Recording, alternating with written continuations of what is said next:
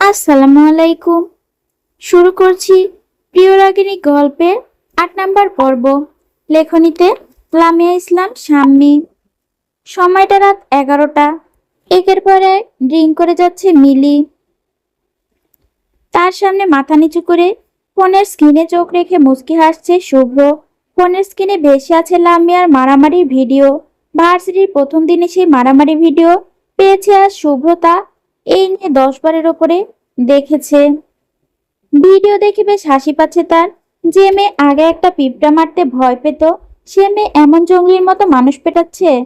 Shopping mall থেকে শুভ্র আর মিলি শুভ্রর বাড়িতে এসেছে, কারণ মিলি বাংলাদেশে আসার পর থেকে শুভ্রর বাড়িতে থাকছে আর শুভ্র ইসলাম বাড়িতে। মিলি ড্রিঙ্ক করে পুনরায় মাতাল হয়ে গিয়েছে। নেশা বেশ চড়েছে আজ। সামনে তাকিয়ে শুভ্রকে দেখলো সে। এখনো ফোনে আটকে আছে। আসার পর থেকে ফোন থেকে চোখ সরছে না তার। মিলি তা দেখে বেশ বিরক্ত হয়ে চেয়ার থেকে উঠে দাঁড়িয়ে এলোমেলো পায়ে শুভ্রর গলা পেঁচিয়ে ধরতেই শুভ্র ঝাড়া মেরে সরিয়ে দিল, যার কারণে মিলি ফ্লোরে পড়ে গেল। শুভ্রটাকে হিসিয়ে বলে উঠল, একদম সীমা অতিক্রম করার চেষ্টা করবে না, নয়তো জানে পুঁতে ফেলবো। শপিং মলে কিছু বলিনি দেখে এখন যে বলবো না তা কিন্তু নয়। আমাকে তুমি বেশ ভালো করেই চিনো। আমি কি জিনিস, যতটুকু কাজ দেওয়া হয়েছে ঠিক ততটুকুই করবে। বেশি বাড়াবাড়ি করলে এর ফল খারাপ হবে। দ্বিতীয়বার আমাকে স্পর্শ করতে আসলে ওই হাত টুকরো টুকরো করে দেব। বলেই শুভ্র পাশ থেকে পানির বোতল নিয়ে নিজের শরীরে ঢেলে দিয়ে শরীর ঝাড়া দিল, এমন ভাবে যেন গায়ে ময়লা লেগে গিয়েছে। এমন অপমান মিলি ছলছল চোখে তাকালো শুভ্রর দিকে। চোখ দিয়ে দুফোঁটা জল বেয়ে পড়ল গাল দিয়ে। শুভ্র তার দিকে ফিরে না তাকিয়ে তিহাকে বলে বেরিয়ে গেল বাড়ি থেকে। তিহা মিলিকে ফ্লোর থেকে ওঠাতে মিলি তিহাকে সরিয়ে দিল। চোখ মুখ লাল হয়ে উঠেছে তার। তিহা মিলির অবস্থা বুঝতে পেরে দ্রুত পকেট থেকে একটা ইঞ্জেকশন মিলির হাতে পুশ করে দিল। মিলি আস্তে আস্তে চোখ বন্ধ করে গভীর ঘুমে তলিয়ে গেল। বারান্দায় বসে গেম খেলছে লামিয়া, মাহির, তায়েব। দেখে মনে হচ্ছে বেশ কোনো গুরুত্বপূর্ণ কাজ করছে। বাড়ির সবাই কিছুক্ষণ আগে খেয়ে ঘুমিয়ে পড়েছে। তারা পেঁচার মতো শুধু জেগে আছে। হঠাৎ বাগানের পেছনের গেট খোলার শব্দ শুনে কান খাড়া করলো চারজন, কিন্তু চোখ তাদের ফোনে। পুরাতন লোহার গেট হয়, গেট খুললে বেশ শব্দ হয়। আস্তে আস্তে শব্দ বাড়াতেই চারজন ফোনে থেকে চোখ সরিয়ে একে অপরের দিকে চাওয়াচাওয়ি করলো। তারপর বারান্দা দিয়ে বাহিরের দিকে তাকিয়ে দেখলো কেউ কালো রঙের হুডি পরে বাগানে প্রবেশ করলো। তা দেখে ভ্রুকুচকে তাকে দ্রুত যে যার ঘরে চলে গেল। লামিয়া তার খাটের নিচ থেকে হকি বের করে বেরিয়ে আসলো রুম থেকে। মাহির হাতে ক্রিকেট ব্যাট, তায়েব ক্রিকেটের স্ট্যাম্প আর তায়েবা একটা দা নিয়ে দৌড়ে বের হলো রুম থেকে। তায়েবার হাতে দা দেখে লামিয়া, মাহির, তায়েব ভ্রুকুচকে তাকালো তার দিকে। মাহির পাশ থেকে বলল, সব ঠিক আছে, দা কেন? তায়েবা মাহিরের কথা শুনে বিরক্ত হয়ে বলল, ওই চোরের গলা আলাদা করে দিব তাই। এখন চল তাড়াতাড়ি। কেউ আর কিছু না বলে দ্রুত দৌড়ে বাহিরে চলে আসলো। এসে দেখলো বাগানে কালো হুডি পরা লোকটা বাগানের থেকে হাসনা হেনা ফুল ছিঁড়ে সেটা পকেটে গুজে সামনের দিকে এগিয়ে গেল। লামিয়া, তায়েবা মাহির তাকে অনুসরণ করে তার পিছন পিছন এগিয়ে গেল। হুডি পরা লোকটি সোজা লামহার বেলকনির সামনে এসে দাঁড়ালো। লামিয়া, তায়েবা মাহির চুপচাপ অন্ধকারে দেখতে লাগলো লোকটা কি করে। হুডি পরা লোকটি পাশ থেকে মই এনে লামহার বেলকনি বরাবর রাখলো। তা দেখে তায়েব ফিসফিস করে বলল, সবই বুঝলাম, কিন্তু চোরটা লামহার ঘরে বেলকনিতে মই রাখলো কেন? পাশ থেকে মাহির আস্তে করে বলল, ঠিকই তো, চোর কি লামহার ঘর থেকে চুরি করবে নাকি? পাশ থেকে তায়েবা বলল, যেখান থেকেই চুরি করুক না কেন, এর মৃত্যু আমার হাতেই আজ হবে। লামিয়া বাঁকা হেসে বলল, এ কোনো সাধারণ চোর নয় এ হলো প্রেমিক চোর। এর ক্ষমতা সাংঘাতিক। তায়েব বলল, কেমন সাংঘাতিক? লামিয়া নিজের ঠোঁট কামড়ে হেসে বলল, খুব সাংঘাতিক। আর এই শাস্তি পেতে হবে। রাত বিরাতে প্রেম চুরি ইসলাম বাড়িতে নট অ্যালাউ। লামিয়ার কথা তখন না বুঝতে পারলেও এখন তারা তিনজন বেশ ভালো মতোই বুঝতে পেরেছে। তাই বুঝতে পেরে বাঁকা হেসে বলে উঠল, আপ তেরা কেয়া হোগা কালিয়া। লামিয়া দাঁতের পাট্টি বের করে বলল, 1 2 3, চোর চোর চোর, ও চাচা ও চাচি। ও দাদা, ও দাদি, ও আম্মা, আব্বা গো, আমাগো বাড়ি চোর আইছে গো, আমাগো সব চুরি হয়ে গেল গো। গানের মতো সুরে সুরে বলে উঠল চারজন। গানের মতো সুরে সুরে চেঁচানোর শব্দ শুনে হুড্ডি পড়া লোক হকচকিয়ে উঠল। পিছনে তাকাতেই হঠাৎ তারা পশ্চাৎ দেশে তায়েব স্ট্যাম্প দিয়ে এক বাড়ি বসিয়ে দিতেই হুড্ডি পড়া লোকটি ও বাবা গো বলে চিৎকার করে মাটিতে লুটিয়ে পড়ল। তায়েব, মাহির, আবিরের পশ্চাৎ দেশে আরো 4-5টা বাড়ি বসিয়ে দিল।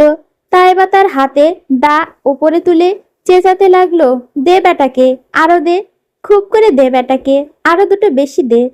তাদের এমন চেঁচামেচি শুনে জ্যাকি দৌড়ে এসে ঘেউ ঘেউ করতে লাগলো। এদিকে আবিরও ও বাবা ওমা বলে চিৎকার করতে আছে। সবে গেট দিয়ে বাড়ির ভিতর প্রবেশ করছিল শুভ্র। বাগান থেকে এমন চেঁচামেচি শুনে দৌড়ে সেখানে গিয়ে তাদের এই অবস্থা দেখে হতভম্ব হয়ে গেল।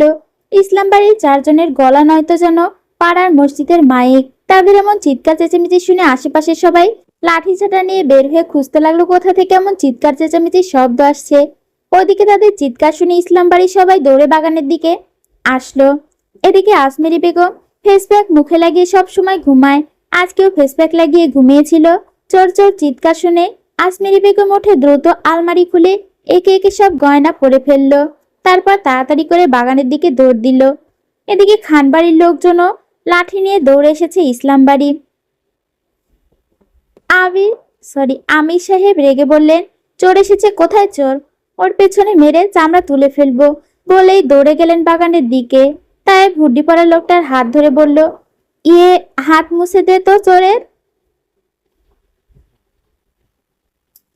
পাশ থেকে তায়েবকে ধাক্কা দিয়ে সরিয়ে হুড্ডি পড়া লোকটি মাথা ধরে দাও উপরে তুলে নাটকীয় ভঙ্গিতে বলল, হে নরপিশাচ, আমার হাতে তোমার মৃত্যু নিশ্চিত। तुम्हारा ये सार मुझे दे दो चोर। হুড্ডি পরা লোকটি তায়েবার হাতে দা দেখে ভয় পেয়ে অনবরত মাথা নাড়তে লাগলো। তায়েবা ভিলেনের মতো করে হু হু করে হেসে উঠল। হুড্ডি পরা লোকটি মাথা নেড়ে বলল, কাভি নেহি কাভি নেহি। তায়েবা তা দেখে শয়তানি হাসি দিয়ে বলল, প্রস্তুত হও মৃত্যুর জন্য।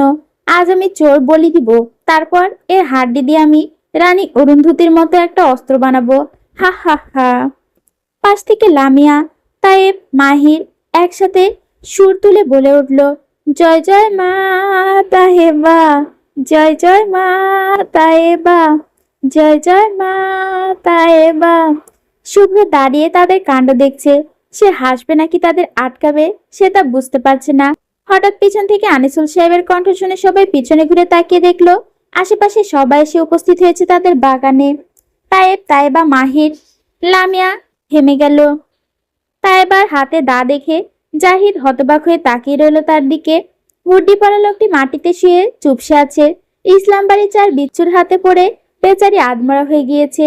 এখন যদি তাদের হাতে উত্তম মাধ্যম খায় তাহলে বেচারি আজকে ইন্নালিল্লাহ হয়ে যাবে ভেবেই হুড্ডি পরা লোকটি চুপসে আছে।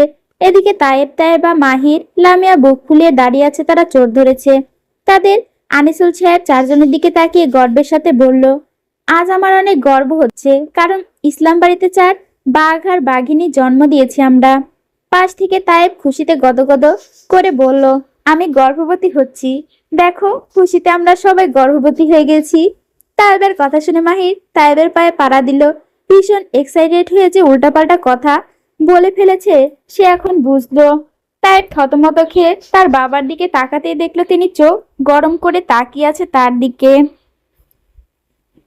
তায়েবের কথায় পাত্তা না দিয়ে আমির সাহেব রেগে হুড্ডি পরা মানুষটার দিকে তাকিয়ে বলল, চুরি করার শখ তাই না? অনেক, দাঁড়া আজকে চুরি করাচ্ছি, তোমাকে মেরে তোমার মা বাবাকে ডাকবো, দাঁড়াও। বলে লোকটি পশ্চাৎ দেশে আরো কয়েকটা বাড়ি বসিয়ে দিল। ওইদিকে আজমেরি বেগম ফেসপ্যাক মুখে লাগিয়ে সমস্ত গয়নাগাটি পরে এসে চুপচাপ দাঁড়িয়ে আছে আনিসুল সাহেবের পেছনে।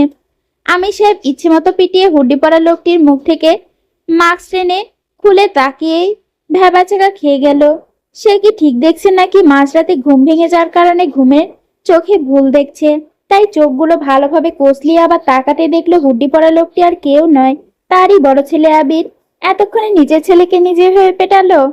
আমির সাহেব ঘুরে সামনে তাকাতে দেখলো সবাই স্তব্ধ হয়ে তাকিয়ে আছে তাদের দিকে। তাদের দেখে মনে হচ্ছে তারা 440 ভোল্টের ঝাটকা খেয়েছে। সবাই চোখ বড় বড় করে তাকিয়ে আছে। পাশ থেকে মাহির, তায়েব, তায়েবা, লামিয়া মুখ টিপে হাসছে। এদিকে আবির লজ্জায় মরিমরি অবস্থা।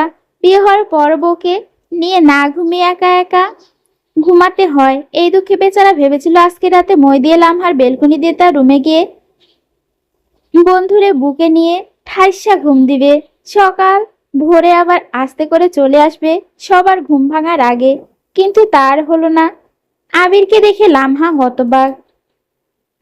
শফিকুল সাহেব আবিরের দিকে তাকিয়ে বলল, কি ব্যাপার, তুমি এত রাতে এখানে কি করছো? তাও এমন করে এসেছো কেন?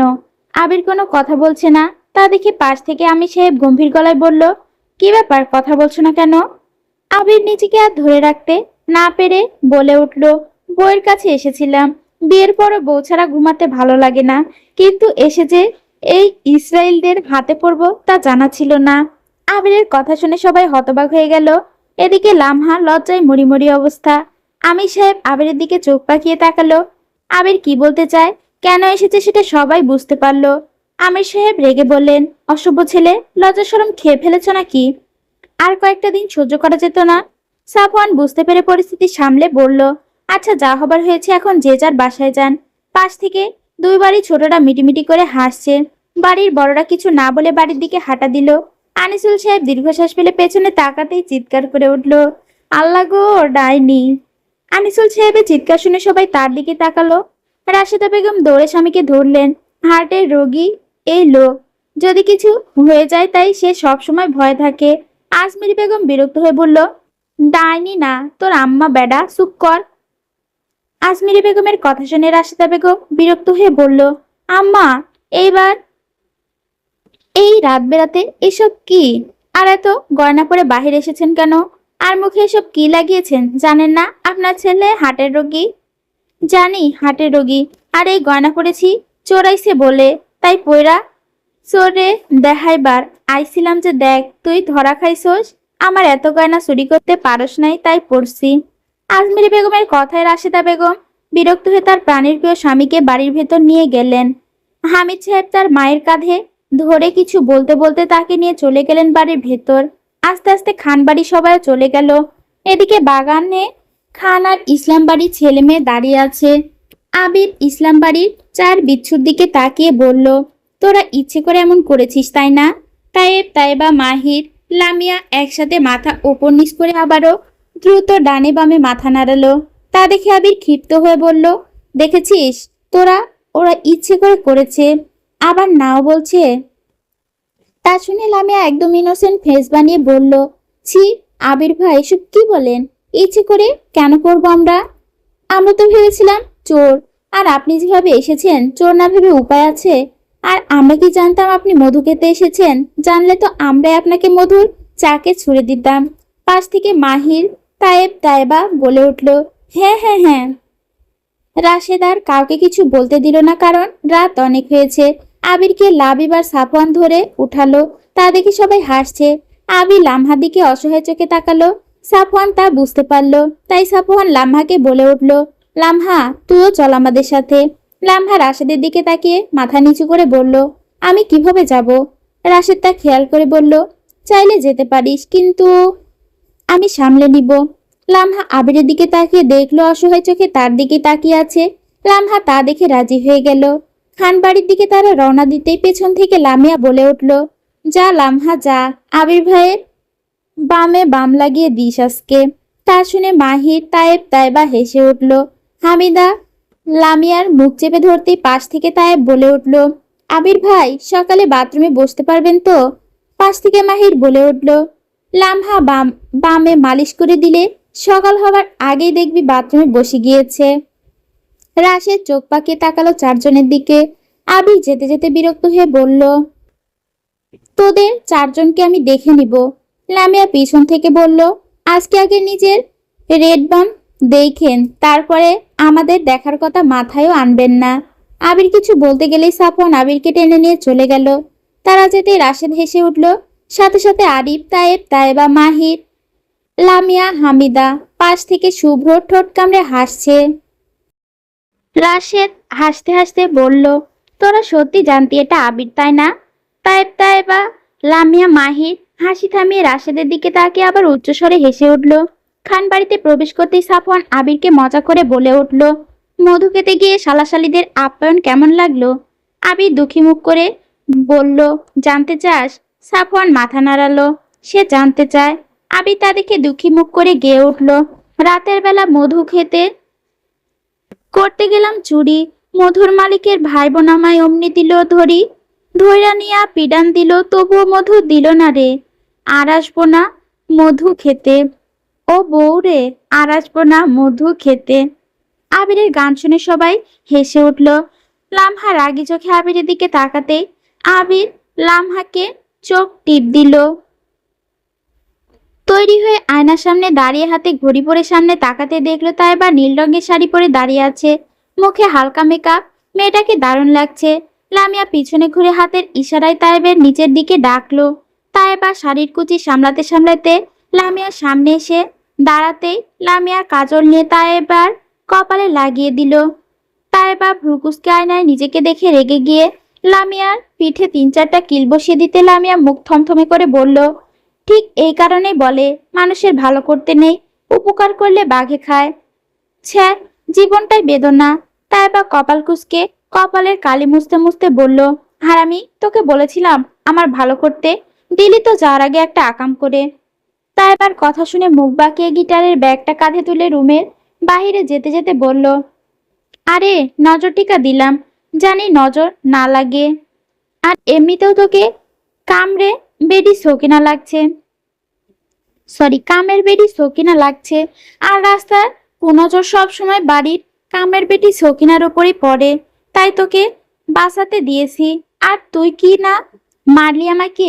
সি তাইবা, বলে হাঁটা ধরলো। তাইবা লামিয়ার কথা শুনে হাসলো, তারপর পিছন পিছন সেও দৌড় দিল। আজকে ভার্সিটিতে প্রোগ্রাম, তাই খান ও ইসলাম বাড়ির সব ছেলেমেয়েরা সবাই যাবে লামিয়ার গান শুনতে আর তাইবার নাচ দেখতে। তাই সবাই বাগানে এসে বসে আছে, কিন্তু তাদের দুজনেরই খবর নেই।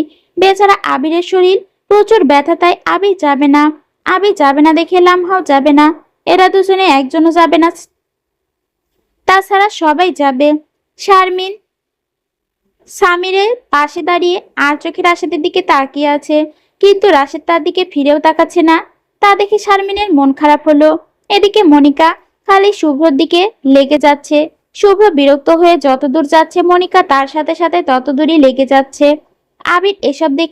লাবিব এসব দেখে বিরক্ত হয়ে চোখ ঘুরিয়ে ফোনের স্ক্রিনের দিকে তাকিয়ে মলিন হাসলো। স্ক্রিনে ভেসে আছে এক 6 বছরের বাচ্চা মেয়ের ছবি। গায়ে তার লাল রঙের ওড়না পেঁচিয়ে শাড়ির মতো পরা, আর মাথায় কালো ওড়না দিয়ে চুল বানিয়ে রেখেছে। মাথায় লাল রঙের আরো একটা ওড়না দেয়া, গালে হাত দিয়ে ছোট ছোট দাঁত কেলিয়ে হাসছে। লাবিব তার ফোনটা বুকের বাপাশে চেপে ধরে দীর্ঘ শ্বাস ফেলল। মাহির, তায়েব, জাহিদ, সাফওয়ান, হামিদা, হাফসা, ফারিয়া সবাই একসাথে দাঁড়িয়ে কথা বলছে। বাড়ির মা চাচিদের থেকে বিদায় নিয়ে বাড়ির বাহিরে বেরিয়ে এলো তায়েবা আর লামিয়া। জাহিদ চোখ ঘুরিয়ে পিছনে তাকাতেই থমকে গেল। হালকা বাতাস যেন তার গা ছুঁয়ে গেল। এই প্রথম তায়েবাকে শাড়িতে দেখলো, ভীষণ মারাত্মক লাগছে। নিজের অজান্তে জাহিদের হাতটা বুকের বাপাশে চলে গেল। লামিয়া কি যেন বলছে আর তায়েবা হাসছে। তায়েবার হাসি মুখ দেখে জাহিদের বুকে কেমন মোচড় দিয়ে উঠল। বুকে হাত চেপে উফ করে উঠতেই সবাই তার দিকে দৃষ্টি দিল। রাশেদ জাহিদকে ধরে ভ্রুকুসকে বলে উঠল, জাহিদ কি হয়েছে? জাহিদ নিজের কাছে নিজেই লজ্জা পেয়ে বলল, তেমন কিছু না, বুকে ব্যথা করছিল, এখন ঠিক আছি। পাশ থেকে সাফওয়ান বলে উঠল, হঠাৎ বুকে ব্যথা? ওই আর কি, বলে মাথা চুলকালো জাহিদ। লামিয়া এসে তারা দিতেই দেখলো দেরি হয়ে গিয়েছে, সবাই তাড়াতাড়ি চলো। লামিয়ার কণ্ঠ শুনে চোখ তুলে লামিয়ার দিকে তাকাতেই বুকের ভেতর হাহাকার করে উঠল। আজ মাইকের বাইকে হাফসা যাবে দেখে সবাই একটু অবাক হলো। তারপর একে একে গাড়িতে উঠে পড়তেই তায়েবের বাইকে উঠতেই তায়েব বলে উঠল, এই শাড়ি পরে তোকে বাইকে নিতে পারবো না, তুই গাড়িতে চলে যা। তা শুনে তায়েবা ভ্রুকুসকে তাকালো তায়েবের দিকে। তায়েব বাইকে উঠতেই ফারিয়া তায়েবের বাইকে উঠে পড়ল। তায়েবা আবার বুঝতে পেরে ধাম করে তায়েবের পিঠে কিল মেরে চলে গেল। রাশেদ বাইকে বসতেই শারমিন রাশেদের বাইকে উঠতে চাইলে রাশেদ কড়া গলায় বলে উঠল, আরিফ তাড়াতাড়ি উঠ বাইকে, আর লামিয়া আজকে আবরারের সাথে চলে যা। রাশেদের কথা শুনে লামিয়া ভ্রু কুঁচকে তাকালো রাশেদের দিকে। রাশেদ আরিফকে বাইকে উঠিয়ে স্টার্ট করলো বাইক। শারমিন মন খারাপ করে চলে গেল সাফওয়ান আর হামিদার সাথে। এদিকে লাবিব, মনিকা আর সামির এক গাড়িতে যাবে, তাই তাইবাও তাদের সাথে উঠতে জাহিদ লাবিবের দিকে তাকিয়ে কিছু ইশারা করতে লাবিব তাইবাকে বলল, তুই জাহিদের সাথে যা, আমাদের যেতে দেরি হবে, বলে গাড়ি নিয়ে বেরিয়ে গেল। তাইবা বিরক্ত হয়ে জাহিদের গাড়িতে যেয়ে পিছনে সিটে বসলো। তা দেখে জাহিদ গম্ভীর গলায় বলল, আমি কারো ড্রাইভার না, সামনে সিটে এসে বসো। তাইবা তা শুনে রেগে মেগে আবার সামনে সিটে বসলো। তা দেখে জাহিদ তাইবের দিকে তাকিয়ে বলল, আস্তে আস্তে, গাড়ি ভেঙে ফেলবে নাকি? তাইবা মুখ ঝামটা দিয়ে চুপচাপ বসে থাকলো। জাহিদ হালকা হেসে গাড়ি স্টার্ট দিয়ে বেরিয়ে যেতেই লামিয়া ভ্রুকুসকে শুভ্রর দিকে তাকিয়ে বলল, কি ব্যাপার, সবাই চলে গেল, আপনি যাচ্ছেন না কেন? শুভ্র সানগ্লাস পরতে পরতে বলল, ধরে না বসলে আমি গাড়ি স্টার্ট দিব না। বেশি বাড়াবাড়ি করছেন কিন্তু, বিরক্ত হয়ে বলল লামিয়া। শুভ্র তা দেখে বাঁকা হেসে জোরে বাইক স্টার্ট দিয়ে টান দিতে লামিয়া পড়ে যেতে যেতে একটুর জন্য বেঁচে গিয়েছে। বেশ বিরক্ত হয়ে শুভ্রর কাঁধে আলতো হাত রাখতেই চাইছ, 40 ভোল্টের ঝাটকা খেয়ে হাত সরিয়ে ফেললো ঝাড়া মেরে। অবাক দৃষ্টিতে শুভ্রের কাঁধের দিকে তাকিয়ে বলল, আপনার শরীরে কারেন্ট আছে নাকি? কেন? ভ্রুকুসকে বলল শুভ্র। মনে হলো শখ খেলাম। শুভ্র হেসে বাইক টান দিতে দিতে বলল, পানি আর কারেন্ট এক হলে তো শখ খাবেনি মিস। যাই হোক, ভালো মতো ধরে বসুন। লামিয়া আবার শুভ্রের কাঁধ ধরতে কেঁপে উঠল শুভ্র, কিন্তু এবার আর হাত ছড়ালো না। শুভ্র তা বুঝতে পেরে হেসে রওনা হলো ভার্সিটির দিকে।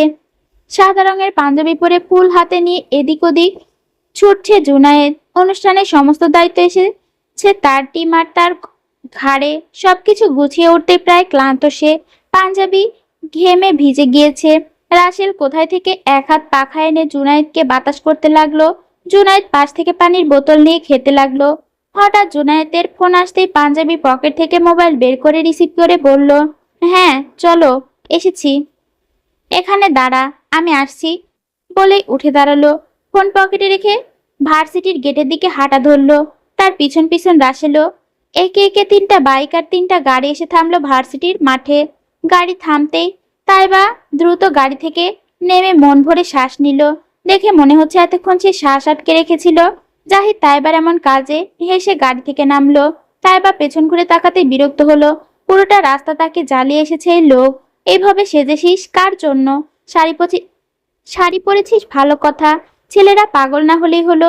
এতটা লিপস্টিক দিয়েছিস কেন? হ্যান ত্যান আগডুম বাগডুম প্রশ্ন করতে করতে মাথা পুরো ধরিয়ে ফেলেছে।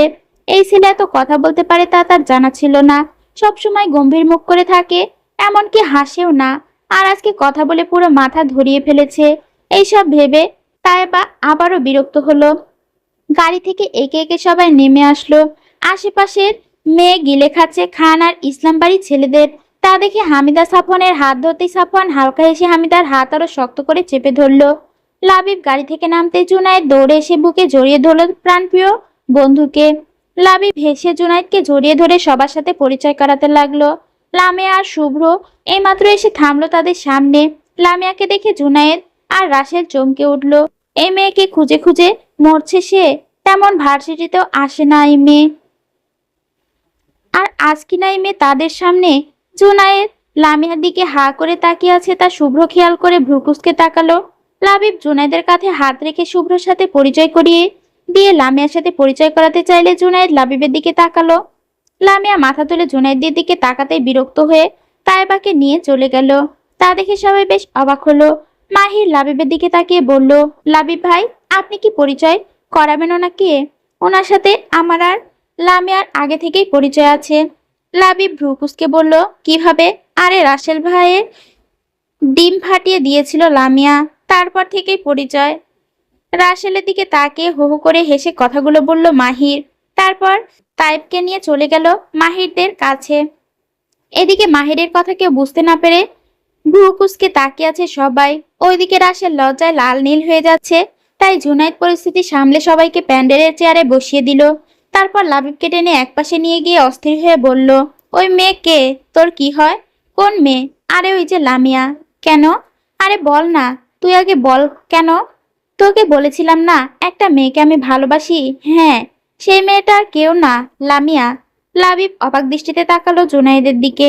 তা দেখে জুনায়েদ হালকা হেসে বলল, হ্যাঁ রে, আমি লামিয়াকে ভালোবাসি। প্লিজ কিছু করে ওকে আমার করে দে প্লিজ ভাই, এটা সম্ভব না। বেশ গম্ভীর কণ্ঠে বলল লাবিব, কেন সম্ভব নয়? কারণ লামিয়া তোকে কোনোদিনও ভালোবাসবে না। কিন্তু কেন? কারণ আছে, এসব কল্পনাতে আনবি না, তাহলে তুই বাঁচতে পারবি না জুনায়েদ। লামিয়ার দিকে কেউ চোখ তুলে তাকালে তার চোখ উঠিয়ে নিয়ে যাওয়া হবে। জুনায়েদ অবাক দৃষ্টিতে তাকিয়ে আছে লাবিবের দিকে। জুনায়েদ কিছু বলতে যাবে তার আগে লাবিব বলে উঠল, প্লিজ ভাই, আর কিছু বলিস না, বলেই চলে গেল। জুনায়েদ মলিন মুখ করে লাবিবের যার দিকে তাকালো। তাহলে কি তার ভালোবাসাকে পাওয়ার হলো না? ভার্সিটির প্রধান অতিথির আগমনের পরই অনুষ্ঠান শুরু হবে, তাই সবার তার অপেক্ষায় করছে। কিছুক্ষণ পর একে একে 5-6টা কালো গাড়ি প্রবেশ করলো ভার্সিটির মাঠে। সব মেয়েরা ফুল হাতে নিয়ে দাঁড়িয়ে আছে অতিথিকে বরণ করার জন্য। সবার গাড়ি থেকে বেরিয়ে এলো কিছু কালো পোশাক পরা লোক। আশেপাশে তাকিয়ে গাড়ির দরজা খুলে দিতে ভেতর থেকে বেরিয়ে এলো নাসির কায়সার। সাদা প্যান্ট পরে, চোখে কালো সানগ্লাস এঁটে আছে। দেখতে তাকে কম লাগছে না। মেয়েরা বরণ না করে হা করে তাকিয়ে আছে কায়সারের দিকে। নাসির কায়সার তা দেখে হালকা হেসে চুলগুলো হাত দিয়ে ব্রাশ করে বলল, চোখ দিয়ে আমাকে কেলা শেষ হলে বরণ করতে পারো তোমরা। কায়সারের কথায় সবার হুঁশ আসতেই তাকে বরণ করে নিয়ে মঞ্চে বসিয়ে দিল। কায়সারকে দেখে খান আর ইসলাম বাড়ির ছেলে মেয়েরা কোনো রিয়াক্ট করলো না। তারা চুপচাপ দেখলো সব। কায়সার বসে বসে চোখ ঘুরিয়ে কাউকে খুঁজছে। খুঁজতে খুঁজতে চোখ গেল সোজা পিছনের শাড়িতে। সেখানে নেভি ব্লু রঙের চুড়িদার পরে বসে আছে গিটারের তার ঠিক করছে লামিয়া। চোখ মুখে বিরক্তি ছাপ। কায়সার তা দেখে হাসলো। সেদিন রাতে লামিয়াকে নিয়ে স্বপ্ন দেখার পরে মেয়ের ওপর আরো দুর্বলতা দেখা দিচ্ছে। এই মেয়ে স্বপ্নে এসে তাকে জ্বালিয়ে যায়। স্বপ্নের কথা মনে করে কায়সার আবারও হাসলো। একে একে সুর একে একে শুরু হলো অনুষ্ঠান। তায়েবা মঞ্চে উঠেছে নাচের জন্য। জাহিদ ফোনের ক্যামেরা অন করে রেখেছে। তায়েব ক্যামেরা নিয়ে এসেছে, বাসায় গেলে মা চাচিদের দেখাবে। তায়েবা মঞ্চে উঠতেই স্পিকারে বক্সে বেজে উঠল রবীন্দ্রসঙ্গীত, মনো মনো মেঘেরও সঙ্গী। তায়েবা সেই গানের তালে তালে নৃত্য করছে, কিন্তু তায়েবা জানলো না কেউ তার দিকে মুগ্ধ নয়নে তাকিয়ে আছে। তায়েবা না শেষ হতেই করতালি দিল সবাই। এই প্রথম কেউ রবীন্দ্রসঙ্গীতে নৃত্য পরিবেশন করেছে তা দেখে স্যার ম্যামরা তায়েবাকে বেশ প্রশংসা করলেন। একে একে না শেষ হতেই শুরু হলো গানের পালা। এবার লামিয়াকে মঞ্চে ডাকা হলো। লামিয়া গিটার হাতে নিয়ে মঞ্চে উঠে চেয়ারে বসে গিটারে কোলে তুলে নিল। কায়সার এক দৃষ্টিতে তাকিয়ে আছে লামিয়ার দিকে। লামিয়া গিটারের টুংটাং শব্দ তুলে চোখ ঘুরিয়ে দৃষ্টি দিল শুভ্রর দিকে। শুভ্র এক দৃষ্টিতে তাকিয়ে আছে লামিয়ার দিকে। তা দেখে লামিয়া হেসে গান তুলল, চোরাবালি মন তোমার কেন শুধু লুকিয়ে থাকো, একটু আড়াল হয়ে আমায় দেখো, যদি কোনো চিত্র আঁকি পৃথিবীর সবচেয়ে দামি, সে চিত্রতে তুমি পারফেক্টলি বসো, কেন লাগে শূন্য শূন্য বলো, তোমায় ছাড়া এত তুমি কি তা বলতে পারো, কেন লাগে শূন্য শূন্য বলো, তোমায় ছাড়া এত তুমি কি তা বলতে পারো। সবাই বেশ মুগ্ধ হয়ে গান শুনছে লামিয়ার। কায়সার কেমন অদ্ভুত দৃষ্টিতে তাকিয়ে আছে লামিয়ার দিকে, কিন্তু লামিয়া সেদিকে খেয়াল নেই। সে গভীর দৃষ্টি দিয়ে তাকিয়ে আছে শুভ্রের দিকে। তার দিকে এভাবে তাকিয়ে আছে দেখে শুভ্র বেশ চিন্তিত হলো, তবে বুঝতে দিল না সে এক দৃষ্টিতে লামিয়ার দিকে তাকিয়ে আছে। অনেকক্ষণ যাবৎ লামিয়ার দিকে তাকিয়ে লামিয়ার দৃষ্টি কার দিকে আছে সেটা পর্যবেক্ষণ করছে কায়সার। লামিয়ার দৃষ্টি অনুসরণ করে সামনে তাকাতেই শুভ্রকে দেখতে পেল কায়সার। শুভ্র লামিয়ার থেকে চোখ সরিয়ে কায়সারের দিকে শীতল চোখে তাকাতেই কায়সার মনে মনে হাসলো। দুইজন দুইজনের দিকে তীক্ষ্ণ দৃষ্টিতে তাকিয়ে আছে, হয়তো চোখে চোখে কোনো যুদ্ধ হচ্ছে। গান শেষ হতেই করতালির শব্দে দুজনের দৃষ্টি দুজনের থেকে সরিয়ে হাসি মুখে তালি দিল। ধীরে ধীরে অনুষ্ঠান শেষ হতে প্রায় সন্ধ্যা হলো। সবাই প্ল্যান করলো আজকে একটু ঘুরে কোনো রেস্টুরেন্ট থেকে খেয়ে একেবারে বাসায় যাবে। যে ভাবা সেই কাজ।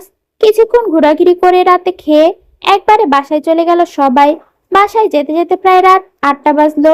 সবাই বেশ ক্লান্ত। লামিয়ার কাঁধ থেকে গিটারের ব্যাগ টেবিলে রেখে জামা নিয়ে চলে গেল ফ্রেশ হতে। ফ্রেশ হতে হতে তার কিছু মনে পড়তেই দ্রুত জামা পরে দৌড় দিল আরিফের রুমে। সেখানে তাকে না পেয়ে দৌড়ে ছাদে পা রাখতে দেখলো আরিফ ছাদে বসে আকাশের দিকে তাকিয়ে আছে। আছে দুঃখ, আছে মৃত্যু, বিরহ, দহন লাগে, তবুও শান্তি, তবুও আনন্দ, তবুও অনন্ত জাগে হৃদয়ে। কারো কণ্ঠ শুনে আরিফ পিছনে ফিরে তাকালো। লামিয়াকে দাঁড়িয়ে থাকতে দেখে মলিন হাসলো। লামিয়া আস্তে ধীরে আরিফের পাশে যেয়ে বসতে আরিফ বলে উঠল, এটা কার উক্তি? কেন জানো না তুমি? এটা রবীন্দ্রনাথ ঠাকুরের। ও হ্যাঁ, ভুলেই গিয়েছিলাম। তুই তো আবার রবীন্দ্রনাথের বিগ ফ্যান। বলে লামিয়া মাথায় গাঁটটা মারলো। উফ ছোট ভাই, সবসময় গাঁটটা মারবা না, ভালো লাগে না। লামিয়ার কথায় আরিফ হালকা হাসলো। তারপর আবার আকাশের দিকে তাকালো। লামিয়াও আকাশের দিকে তাকিয়ে বলে উঠল, ছেলেরা কান্না করলে কি জাত যায় ছোট্ট ভাই? আরিফ লামিয়ার দিকে তাকিয়ে বলল, এটা কেমন প্রশ্ন? এটা যেমন প্রশ্নই হোক, তুমি বলো আগে। আরিফ আকাশের দিকে তাকিয়ে গম্ভীর গলায় বলল, জাত যায় কিনা জানি না, কিন্তু ছেলেদের কাঁদতে নেই। তারা যতই কষ্ট পাক না কেন তারা কাঁদতে পারবে না। তাহলে তোমার চোখের পানি কেন? আরিফ থমকে লামিয়ার দিকে তাকিয়ে ঠোঁট টেনে হাসির চেষ্টা করে চোখ মুছে বলল, কোথায় পানি? আসলে ঠান্ডা লেগেছে তাই। মেয়েটাকে ছোট্ট ভাই। আরিফ অবাক দৃষ্টিতে তাকালো লামিয়ার দিকে। লামিয়া আরিফের চোখের দিকে তাকালো। আরিফ মলিন হেসে বলল, কোন মেয়ে? তুমি যাকে ভালোবাসো। এসব কি বলছিস? আমি কাকে ভালোবাসবো? আয়নাকে ভাইয়া, বেশ শীতল কণ্ঠে বলল লামিয়া। আরিফ লামিয়ার দিকে তাকালো। বোনের দিকে তাকিয়ে আরিফ বুঝতে পারলো লামিয়া সব জানে, তাই লুকানোর কিছু নেই। তাই ভাঙা গলায় বলতে শুরু করলো, আয়না আমার ক্লাসমেট ছিল। আস্তে আস্তে ভালো বন্ধুত্ব, তারপর বন্ধুত্বের থেকে ভালোবাসার সম্পর্ক তৈরি হয়। আমরা দুজনকে অনেক ভালোবাসি। আমাদের 3 বছরের রিলেশন। সব ভালো ছিল, কিন্তু কিছুদিন আগে ওর জন্য একটা বিয়ের প্রস্তাব আসে। ওকে জোর করে পাত্রপক্ষের সামনে বসানো হয়। তারা আয়নাকে প্রথম দেখায় পছন্দ করে ফেলে। আয়না ওর বাবা মাকে সব বলে আমাদের রিলেশনের ব্যাপারে, কিন্তু তারা মানতে রাজি না। কারণ এখন আমি কোনো কাজ করি না। তার উপর ওর বাবা পুলিশের, কোনোভাবেই রাজি না তারা। সেদিন আয়না ফোনে অনেক কান্না করেছে। ও এই বিয়ে করতে চায় না। আমি ওর বাবা মাকে অনেক বুঝিয়েছি, কিন্তু বুঝেনি। এমনকি বলেছিলাম মা বাবাকে দিয়ে প্রস্তাব নিয়ে যাব, কিন্তু তাতেও রাজি না হয়নি। আজকে ওর গায়ে হলুদ হচ্ছে, কালকে রাতে বিয়ে। আমাকে একটু আগে ফোন করে অনেক কান্নাকাটি করেছে। আমি কি নিয়ে বাঁচবো রে লামিয়া? আমার যে সব শেষ হয়ে গেল। আমি বাঁচতে পারবো না ওকে ছাড়া। আমি সত্যি বাঁচতে পারবো না। আর আয়না বলেছে ওনাকে নিজের ক্ষতি করে দিবে। আরিফ পুরো কথা আর শেষ করতে পারলো না, ডুকরে কেঁদে উঠলো আরিফ। লামিয়া স্তব্ধ হয়ে তাকিয়ে আছে আরিফের দিকে। যে ভাইয়ের চোখ দিয়ে কোনোদিন পানি ঝরেনি, সেই ভাই আজ কান্নায় ভেঙে পড়ছে। তুমি কি আয়নাপুকে চাও? হ্যাঁ চাই, কিন্তু কোনো কিন্তু না। আমি আছি, আমরা সবাই আছি। সোজা আঙুলে ঘৃণা উঠলে আঙুল বাঁকা করতে হয়। তুলে নিয়ে আসবো দরকার পড়লে মেয়েকে। আরিফ হতবাক হয়ে তাকিয়ে আছে লামিয়ার দিকে। আরিফ কিছু বলার আগে ঠাস করে থাপ্পড় এসে পড়লো তার পিঠে। পিছন ফিরে তাকাতে দেখলো রাশেদ ক্ষিপ্ত হয়ে তাকিয়ে আছে তার দিকে। তার পিছনেই তার সব ভাই বোন দাঁড়িয়ে হাসছে। আরিফ অবাক হয়ে তাকালো লামিয়ার দিকে। লামিয়া ফিক করে হেসে উঠল। রাশেদ আরিফের গলা জড়িয়ে ধরে বলল, তুই অনেক স্বার্থপর হয়ে গেলি কিভাবে? আমাদের একবারও বললি না কেন? পাশ থেকে হামিদাও বলে উঠল, ছোট্ট ভাইয়া, আমাদের কথা কি ছিল? আমরা সবার সুখ দুঃখ ভাগ করে নিব, আর তুমি কি না একাই নিয়ে নিলে সব দুঃখ? রাশেদ বলল, লামিয়া না বললে জানতামই না এত কিছু। ভাগ্যিস লামিয়া বলেছিল। আরিফ লামিয়ার দিকে তাকালো। তা দেখে লামিয়া আরিফের চুল টেনে বলল, এইভাবে তাকাবে না ছোট ভাই। রাশেদ আরিফের দিকে তাকিয়ে বলল, পছন্দ হয়েছে ভালো কথা, আমাদের তো বলতে পারতি, আমরা কোনো না কোনো ব্যবস্থা করতাম। আরিফ মাথা নিচু করে বসে আছে। তা দেখে রাশেদ আবারও বলল, শুধু হলুদ হয়েছে, বিয়ে হয়নি, এখনো বিয়ে বাকি। আমরা প্ল্যান করে রেখেছি, চিন্তা করিস না। মেয়েকে বিয়ের আসর থেকে উঠিয়ে নিয়ে আসবো। কিন্তু বাবা, কোনো চিন্তা নেই, আমি সামলে নিব। ইসলাম বাড়ির ছেলে যাকে ভালোবাসে তাকেই বিয়ে করবে। এইবার না হয় ইসলাম বাড়ির 4 বিচ্ছুর সাথে আমরাও বিচ্ছু হলাম, কি বলিস? পাশ থেকে মাহি, তায়েব, তায়েবা, লামিয়া, লামহা, হামিদা একসাথে বলে উঠল, ঠিক ঠিক। বিপদের সময় ভাই বোনদের পাশে পেয়ে আরিফ রাশেদকে জড়িয়ে ধরলো। রাশেদ হেসে এক হাত দিয়ে আরিফকে সামলে আরেক হাত দিয়ে মাহির, তায়েব, তায়েবা, লামিয়া, লামহা, হামিদা সব ঝাঁপিয়ে পড়লো। তা দেখে সবাই একসাথে হেসে উঠলো। পাশে দাঁড়িয়ে শুভ্র তাদের দেখে নিজেও হেসে উঠলো। ভাই বোনদের এমন ভালোবাসা দেখে শুভ্র ফোন বের করে ছবি তুলে নিল। ভাই বোনেরা যতই বিচ্ছু থাকুক না কেন, বিপদের সময় সব সময় ঢাল হয়ে দাঁড়াতেই একজন আরেকজনের পাশে। রাত ফুরিয়ে সকাল প্রায় 10টা বাজে 40 মিনিট। বাড়ির কর্তারা সবাই চলে গিয়েছে অফিসে। প্রায় 1 ঘন্টার মতো গলা ফাটিয়ে চিৎকার করে বাড়ি বাচ্চাদের ডাকছে লতিফা বেগম। আজ একজনও আসেনি সকালের নাস্তার টেবিলে নাস্তা খেতে, কারণ আজকে সকালে ভাত রান্না করা হয়েছে। তাই এই বাড়ির সব জমিদারের বাচ্চারা থাকে, তাই তাদের গলা দিয়ে সকাল সকাল ভাত নামে না। তাদের সকালে রুটি, পরোটা, ডিম ভাজি, তরকারি চাই। লতিফা বেগম বেশ কিছুক্ষণ ডাকার পর কারো কোনো সাড়া না পেয়ে ঝাড়ু হাতে চলল সিঁড়ির দিকে।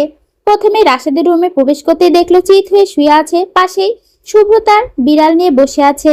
লতিফা বেগমকে দেখে শুভ্র হালকা হেসে দাঁড়িয়ে বলল, মেজমা আপনি এখানে? লতিফা বেগম তীক্ষ্ণ দৃষ্টিতে তাকালো শুভ্রের দিকে। শুভ্রের কথা শুনে রাশেদ মাথা উঁচু করে তাকিয়ে দেখলো লতিফা বেগম হাতে ঝাঁটা নিয়ে দাঁড়িয়ে আছে। রাশেদ লাফ দিয়ে শোয়া থেকে উঠে বসতেই ধাম করে ঝাঁটার বাড়ি পড়লো রাশেদের পিঠে। রাশেদ পিঠে হাত দিয়ে অসহায় চোখে তাকালো লতিফা বেগমের দিকে। লতিফা বেগম রেগে বললেন, জমিদারের বাচ্চারা, তোদের খেতে কয়বার ডেকেছি? আরো একটা বাড়ি খাওয়ার আগে তাড়াতাড়ি উঠে নিচে যা। রাশেদ কোনো কথা না বলে ভয়ে দ্রুত দৌড়ে বাহিরে চলে গেল। লতিফা বেগম রাশেদের যাওয়ার দিকে তাকিয়ে শুভ্রর দিকে তাকালো। শুভ্র হালকা হেসে তাকিয়ে আছে তার দিকে। লতিফা বেগম রাগী গলায় বলল, তোকে কি বাড়ি বসিয়ে পাঠাতে হবে নিচে, নাকি নাকি এমনি এমনি যাবি? শুভ্র লতিফা বেগমের কথায় হেসে পা বাড়ালো রুমের বাহিরে। একে একে সবাই একটা করে ঝাঁটার বাড়ি মেরে রুম থেকে বের করলো লতিফা বেগম। সবাই মুখ লটকে চুপচাপ দাঁড়িয়ে আছে। লামিয়া রুমের দরজা খুলতেই লতিফা বেগম চোখ বড় বড় করে ফেললেন। লামিয়া বিছানায় শুয়ে আছে, তার পাশেই ঘুমিয়ে আছে জ্যাকি। আবার কুকুরকে বাড়ির ভিতর ঢুকিয়েছে, আবার নিজের রুমে একেবারে বিছানায় শুয়ে রেখেছে। লতিফা বেগম নিজে এইবার ভীষণ রেগে গেল। অবশ্য জ্যাকিকে প্রতিদিনই গোসল করিয়ে পরিষ্কার করে জামা পরিয়ে রাখা হয়, তবুও লতিফা বেগমের এসব পছন্দ নয়। লতিফা বেগম রেগে চিৎকার করে উঠল। লতিফা বেগমের চিৎকার শুনে মাহির, তায়েবা, তায়েব, রাশেদ, আরিফ, লামহা, হামিদা, শুভ্র দৌড়ে লামিয়ার দরজায় উঁকি মারতেই চোখ বড় বড় করে ফেলল। তায়েব মুখে হাত রেখে বলল, আব তু গিয়া বেটা, রুখ দে, তু তো গিয়া। সকালে নামাজ পড়ে ঘুমিয়েছিল লামিয়া। হঠাৎ এমন ভয়ঙ্কর চিৎকার শুনে লামিয়া ধরপড় করে ঘুম থেকে উঠে বসতে দেখলো লতিফা বেগম ভয়ঙ্কর রেগে তাকিয়ে আছে তার দিকে। লামিয়া কিছুক্ষণ একধানে তাকিয়ে বোঝার চেষ্টা করলো সে কি এমন করেছে যে এমন রেগে গিয়েছে তার মা জননী। মায়ের থেকে চোখ সরিয়ে পাশে তাকাতে দেখলো জ্যাকি গুটিসুটি মেরে তাকিয়ে আছে তার দিকে। সকালে নামাজ পড়ে বাগানে বাতাস খেতে যাওয়ার পর জ্যাকিকে দেখে ভয়ে ভয়ে তার সাথে রুমে নিয়ে এসেছে। লতিফা বেগম দেখলে তার আর রক্ষে নেই। ভেবেছিল কেউ দেখার আগে বাগানে দিয়ে আসবে, কিন্তু এখন তার হলো কোথায়? কথায় আছে না, যেখানেই বাঘের ভয় সেখানেই সন্ধে হয়। লামিয়া এসব ভেবে ঢোক গিলে লতিফা বেগমের দিকে তাকিয়ে মাথা চুলকিয়ে ক্যাবলা হাসি দিয়ে বলল, ওহে মা জননী, এত উত্তেজিত হবেন না, আর যখন তখন এমন ভয়ঙ্কর চিৎকার করবেন না। আমি অবুঝ নাদান এক বালিকা, যদি কিছু হয়ে যায় তখন তো এই দুনিয়া থেকে একজন ভালো লয়াল দয়াল এবং একজন সৎ হবু উকিল হারিয়ে যাবে, তাই না মা জননী? লতিফা বেগম লামিয়ার কথা শুনে চোখ বন্ধ করে দীর্ঘ শ্বাস নিলেন। এরপর চোখ খুলে ঝাঁটা দিয়ে হাত থেকে পাশে রেখে ওড়নায় কোমর গুজে চুলগুলো খোপা করতে থাকলেন। মায়ের মতিগতি সুবিধার না তা লামিয়া খুব ভালো করে বুঝলো। পাশ থেকে আস্তে করে ওড়না শরীরে দিয়ে দ্রুত বিছানার অপর পাশ দিয়ে নেমে দরজা থেকে সবাইকে ধাক্কা দিয়ে দৌড় দিল। তার পিছন পিছন জ্যাকিও দৌড় দিল লেজ নাড়াতে নাড়াতে। লতিফা বেগম চিৎকার করে বলে উঠল, লামিয়া দৌড়াবি না তারা বলছি, নয়তো তোর খবর আছে। বলেই সেও দৌড় দেয়। না দাঁড়ালেই তুমি যে আমার বিটিভি চ্যানেলের খবর করে ফেলবে, তাই দাঁড়াবো না। দৌড়াতে দৌড়াতে বলল লামিয়া, আমাদের পিঠে ঝাঁটার বাড়ি পড়েছে, ওর পিঠে না পড়লে কেমন দেখায় না ছোট ভাই? বলেই তাই মন খারাপ করে তাকালো আরিফের দিকে। হ্যাঁ তাই তো, সবার জন্য আইন সমান, তাই ওরও মার খেতে হবে। বলে আরিফ দৌড় দিল নিচের দিকে। তুই আবার কোথায় যাচ্ছিস? পেছন থেকে চেঁচিয়ে বলল রাশেদ। আইন সমান সমান করতে দৌড়াতে দৌড়াতে বলল আরিফ। আরিফের কথা শুনে সবাই শয়তানি হেসে দৌড় লাগালো নিচের দিকে। শুভ্র তাদের পিছন পিছন আসলো। হলরুমের সোফায় চারিদিক ঘুরছে লামিয়া, তার পিছনে পিছনে লতিফা বেগম। মা মা প্লিজ আমাকে মেরো না, ভুল হয়ে গিয়েছে। কয়বার ভুল হয় বোঝা আমাকে। প্লিজ মা, এবারের মতো ক্ষমা করে দাও। অনেক ক্ষমা করেছি, আর না। দৌড়াবি না, এখানে আয় বলছি। জ্যাকি ঘেউ ঘেউ করতে করতে বসে বসে লেজ নাড়াচ্ছে। তাদের চেঁচামেচিতে রাশিদা, তাহমিনা, মনিরা বেগমও বেরিয়ে এলেন নিজেদের রুম থেকে। লামিয়া রাশেদাকে দেখে দৌড়ে রাশেদার পিছনে যেয়ে লুকালো। লতিফা বেগম কোমরে হাত রেখে রাগী গলায় বললেন, বেরিয়ে আয় বলছি, নয়তো আরো বেশি মার খাবি। রাশেদা বেগম যাকে বোঝাচ্ছে, কিন্তু লতিফা বেগম কিছুতেই বুঝবে না আজ। হঠাৎ পিছন থেকে লামিয়াকে ঠেসে ধরলো আরিফ। লামিয়া পিছনে তাকিয়ে আরিফকে বলল, এভাবে ধরছো কেন আমাকে? আরিফ লামিয়ার দিকে তাকিয়ে শয়তানি হাসি দিয়ে বলল, আমরাও মার খেয়েছি, আর এই বাড়িতে সবার জন্য আইন সমান। বলে লতিফা বেগমের দিকে তাকিয়ে বলল, মেজো মা তাড়াতাড়ি কয়েকটা দিয়ে আইন সমান সমান করো। আরিফের কথা শুনে লামিয়া রেগে আরিফের হাতে জোরে কামড় ধরলো। আরিফ ব্যথায় চেঁচিয়ে উঠল। হাতের বাঁধন আলগা হতেই লামিয়া ফুরুত করে আবার দৌড় দিল। ছোট্ট ভাই হিসেবেটা তোলা থাকলো। লামিয়া দৌড় দিতেই সামনে তাকিয়ে দেখলো হামিদা, তাইবা, তায়েব, মাহির, লামহা, রাশেদ তাকে ধরার জন্য দাঁড়িয়ে আছে। লামিয়া তা দেখে ভ্রু কুঁচকে বলল, ও সব রসুনের হোগা এক হয়েছে, বাবা চমৎকার। তায়েব বলে উঠল, দেখ লামিয়া, ধরা দিয়ে দে, নয়তো আমরা তোকে জোর করে মেজমার কাছে দিব। লামিয়া তায়েবের কথায় ভ্রু চেয়ে শুনলো। কিছু বলার আগেই রাশেদ থাবা দিয়ে ধরলো লামিয়ার হাত। লামিয়া ছোটাছুটি করতে হাতে মোচড় লাগতে আহ করে ব্যথায় চোখ মুখ কুঁচকে ফেললো। শুভ্র লামিয়ার দিকে তাকিয়ে রাশেদের দিকে ক্ষিপ্র চোখে তাকাতে রাশেদের পিঠ খামচে ধরলো। রাশেদ দাঁত চেপে ব্যথা হজম করে লামিয়ার হাত ছেড়ে দিল। ততক্ষণে লতিফা বেগম এসে লামিয়ার হাত ধরে ফেলতে লামিয়া ভয়ে দাঁড়িয়ে গেল। লতিফা বেগম ছাটা হাতে নিয়ে বাড়ি মারতেই তার কামিজের অংশে টান পড়তেই মাথা নিচু করে দেখলো জ্যাকি তার কামিজের অংশ কামড়ে ধরে আছে। মায়াবী চোখে তাকিয়ে আছে তার দিকে, চোখ দিয়ে যেন বলছে ওকে মেরো না। লতিফা বেগম জ্যাকির দিকে তাকিয়ে আবার লামিয়ার দিকে তাকালো। তারপর লামিয়াকে ছেড়ে কিছু না বলে কড়া গলায় সবাইকে বলল, সবগুলো সোফায় বস, আমি খাবার আনছি। একজনও যদি আমার কথা নড়চড় করেছিস তখন দেখিস কি করি। বলেই চলে গেল রান্নাঘরে। লতিফা বেগম যেতেই লামিয়া বাঁকা চোখে সবার দিকে তাকিয়ে বলল, হিসাবটা তুলে রাখলাম, সময় হলে নিয়ে নিব। বলেই মুখ ঝামটা দিয়ে সোফায় যেয়ে বসলো। তায়েব কপাল কুঁচকে মিনমিনে গলায় বলল, আইন সমান সমান হলো না। বলে মুখ বাঁকিয়ে সেও সোফায় এসে বসলো। রাশেদ বিরক্ত হয়ে তাকিয়ে আছে সেই কখন থেকে শুভ্রর দিকে। শুভ্র রাশেদকে চোখ রাঙিয়ে চলে গেল সোফায়। একে একে সবাই লাইন ধরে বসেছে সোফায়। কিছুক্ষণ পর লতিফা বেগম ইয়া বড় একটা বলে ভাত নিয়ে আসলো বেশি করে। গরুর মাংসের তরকারি দিয়ে মেখে একে একে সবাইকে খাইয়ে দিল। লামিয়ার পাশে শুভ্র বসেছে। তায়েবকে খাইয়ে দেওয়ার পর লামিয়াকে খাইয়ে দেওয়ার পালা। তাই লামিয়া হাঁ করতে লতিফা বেগম ভাতের লঙ্কা শুভ্রর মুখে তুলে দিলেন। তা দেখে সবাই হেসে উঠল। লামিয়া অবাক হয়ে তাকালো মায়ের পানে। অসহায় চোখে লতিফা বেগমের দিকে তাকাতে লতিফা বেগম লামিয়ার মুখের সামনে ভাত তুলে দিতে লামিয়া মুখ ফুলিয়ে ভাত মুখে পুরে নিল। হঠাৎ কো কো কো কো কোলা গান ভেসে আসলো। সবাই চোখ তুলে সিঁড়ির দিকে তাকাতে সবগুলো বিষম খেলো। মাহিরের মুখ ছিটকে ভাত পড়ে গেল। রাশেদ মুখে ভাত নিয়ে হাঁ করে তাকিয়ে আছে। আরিফ হাঁ করে থাকতে থাকতে মুখের ভাত মুখ থেকে নিচে পড়ে গিয়েছে। ওদিকে হামিদা খক খক করে কেসে উঠল। লামহার মুখে কোনো রিয়েক্ট নেই, সে সিঁড়ির দিকে তাকিয়ে ভাত চিবোচ্ছে। ততক্ষণে সিঁড়ি বেয়ে গানের তালে তালে নাচতে নাচতে নেমে এলো আজমিরি বেগম। পরনে তার গেঞ্জি আর জিন্স প্যান্ট, মাথায় লামিয়ার কালো ক্যাপ, পায়ে তার শু জুতো, ঠোঁটে লাল টুকটুকে লিপস্টিক। মুখ দেখে মনে হচ্ছে পুরো পাউডারের ডিপটা মুখে দিয়ে এসেছে। কানে ইয়া বড় ঝুমকা, হাতে ছোট্ট মিডিয়াম সাইজের একটা সাউন্ড সিস্টেম বক্স। সেখান থেকে কো কো কো কো গান ভেসে আসছে। সবাই আশ্চর্য হয়ে তাকিয়েছে তার দিকে।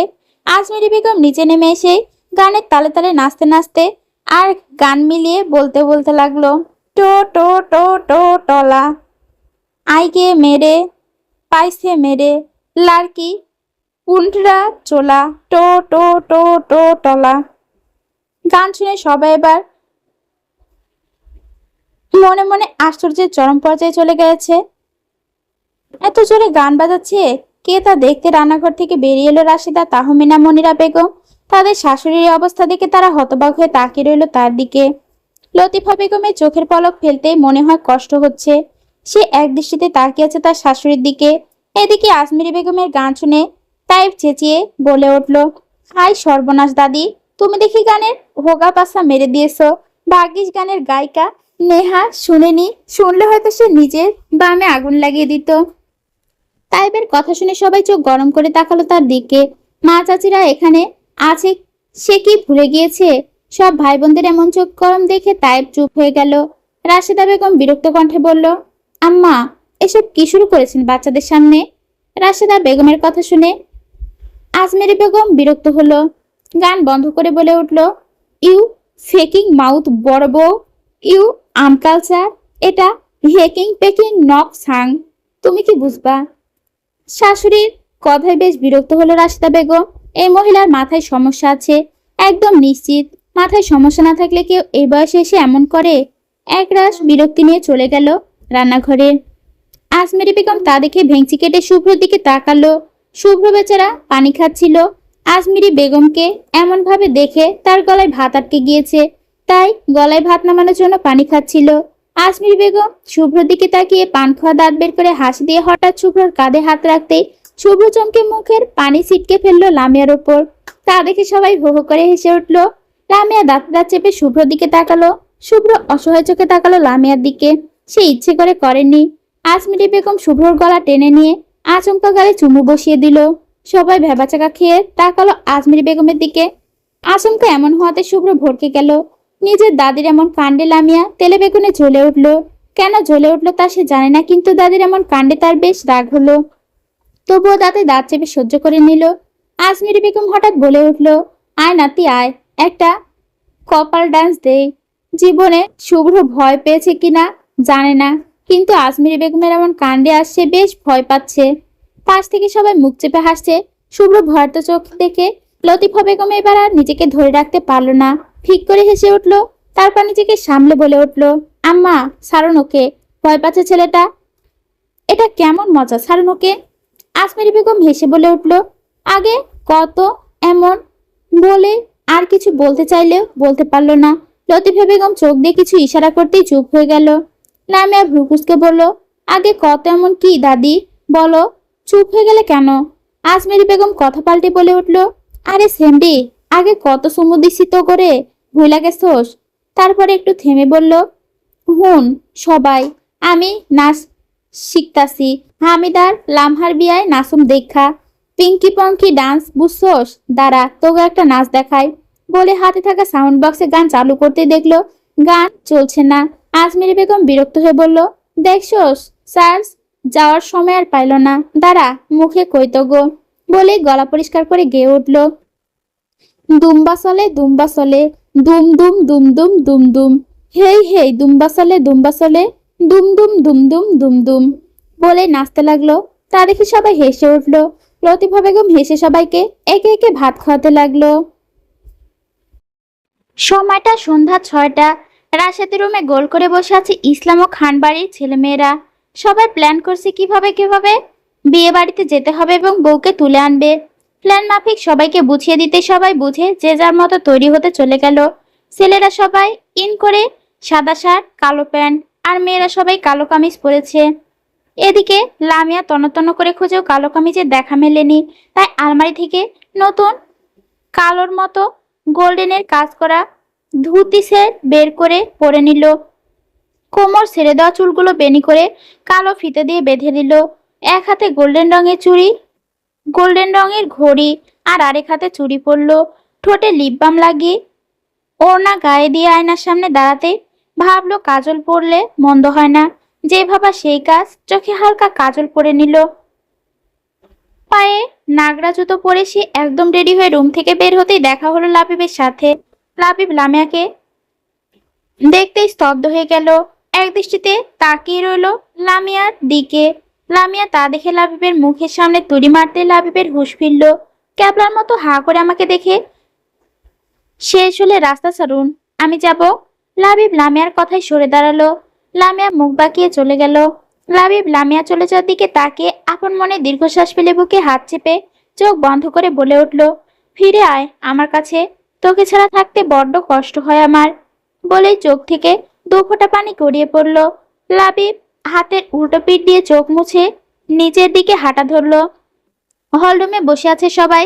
লামিয়া সিঁড়ি বেয়ে নামতে রাশেদ লামিয়াকে বলে উঠল, লামু, আমার ফোনটা ঘরে রেখে এসেছি, নিয়ে আয়। লামিয়া একটা বিরক্তি নিয়ে পা বাড়ালো রাশেদের রুমের দিকে। রুমে গিয়ে আশেপাশে না তাকিয়ে রাশেদের ফোন খুঁজতে খুঁজতে গুনগুন করতে লাগলো লামিয়া। বারান্দায় অন্ধকারে দাঁড়িয়ে অগ্নি চোখে রাগী গলায় কাউকে শাসিয়ে ফোনে কথা বলছিল শুভ্র। হঠাৎ কাঁচের চুরি ঝুনঝুন শব্দ শুনে বারান্দা থেকে উকি দিয়ে রুমে তাকালো শুভ্র। লামিয়াকে দেখে অগ্নি চোখ ধীরে ধীরে শান্ত হলো। হালকা দমকা গরম হওয়া যেন শুভ্র শরীর ছেয়ে গেল। শুভ্র মুহূর্তেই ঘেমে উঠল। শুকনো ঢোক গিলে ঠোঁটগুলো জিভ দিয়ে ভিজিয়ে নর্মাল হতে চাইলো, কিন্তু এই মেয়েকে দেখে নর্মাল হওয়াটা মুশকিল। চুরির ঝনঝন শব্দে যেন আরো মাতাল করে দিচ্ছে শুভ্রকে। লামিয়া ফোন খুঁজতে খুঁজতে চোখ ঘুরিয়ে বারান্দার দিকে তাকাতে আটকে উঠল। তারপর বুকে থুতু দিয়ে বলল, মুখে কি কথা নাই নাকি কথা বলতে পারেন না?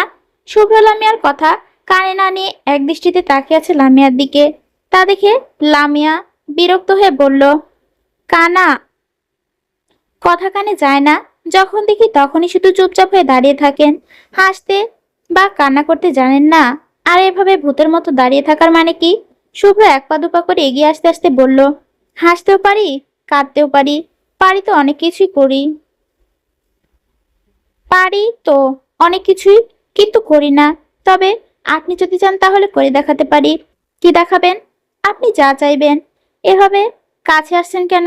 বলে লামিয়া এক পা দুপা করে পিছিয়ে যেতে লাগলো। আমি কাছে যেতে চাই না, কিন্তু। কিন্তু কি?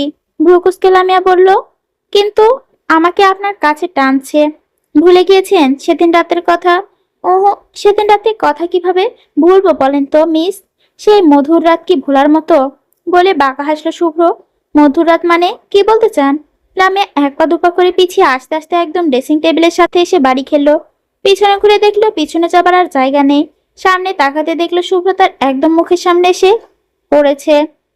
লামিয়া কিছু বলার আগে শুভ্র লামিয়া চোখে লেপটেনো কাজল আঙুল দিয়ে মুছে কানের পেছনে দিয়ে দিল। শুভ্র এমন কাণ্ড লামিয়া ভেবাচেকা খেয়ে গেল। শুভ্র ঘোর লাগা দৃষ্টিতে তাকিয়ে আছে লামিয়ার দিকে। তা দেখে লামিয়া শুকনো ঢোক গিলল। হাড়টা মনে হয় এক্ষুনি লাফাতে লাফাতে বাহিরে বের হয়ে আসবে। এই লোক সামনে আসলে লামিয়া সব শক্তি সাহস সব ধুলোয় মিশে যায়।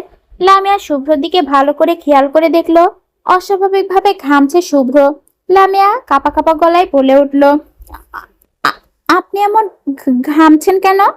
শুভ্র হাত বাড়িয়ে লামিয়ার সামনে থাকা এলোমেলো চুলগুলো কানের পিছনে গুজে দিয়ে একটু ঝুঁকে কানের কাছে মুখ নিয়ে ফিসফিসিয়ে বলে উঠল, ঘামছি না, বরং ধ্বংস হচ্ছি। আপনার এই আয়োজনে আমি ধ্বংস হচ্ছি তা কি বুঝতে পারছেন না? আমাকে ধ্বংস করতে আজকে এত আয়োজন মিস? শুভ্র এমন ফিসফিস কণ্ঠে লামিয়া কেঁপে উঠল। শুভ্র তা খেয়াল করলো। লামিয়া ঢোক গিলে আবারও কাঁপা কাঁপা গলায় বলল, সরুন প্লিজ, আমার ভালো লাগছে না। ভালো আমারও লাগছে না, কি করি বলেন তো? বেশ ঘোর লাগা কণ্ঠে বলে উঠল শুভ্র, যা ইচ্ছে করুন, কিন্তু সামনে থেকে সরুন, নয়তো ভালো হবে না। কি করবেন? কামড়ে দিব আমি, সরুন বলছি। বলেই শুভ্রর বুকে ধাক্কা দিল, কিন্তু শুভ্র এক চুলো নড়ল না। উল্টো লামিয়া দুহাত চেপে ধরলো। লামিয়া ছটপট করে উঠল। তার অস্বস্তি লাগছে। শুভ্রকে আজ অন্যরকম লাগছে। লামিয়া উপায় না পেয়ে সত্যি শুভ্রের হাতে কামড়ে ধরলো। শুভ্র তাদেরকে বাঁকা হেসে বলল, ছোট বাচ্চাদের মতো কামড়াকামড়ি কেন করছেন মিস? শুভ্রর কথা শুনে লামিয়া শুভ্রর হাত ছেড়ে দিয়ে বলল, ছাড়ুন আমায়, হাত ছাড়ুন আমার হাত, আর সরুন, আমি যাব। কিভাবে যেতে দেই বলেন তো? আমাকে যে কামড়েছেন সেটা ফিরিয়ে দিয়ে নেই, আমি আবার কারো ঋণ রাখি না। বলেই হুট করে লামিয়ার গলায় মুখ গুজে কামড়ে ধরলো লামিয়ার গলা। হঠাৎ এমন হয় লামিয়া থ মেরে রইল কিছুক্ষণ।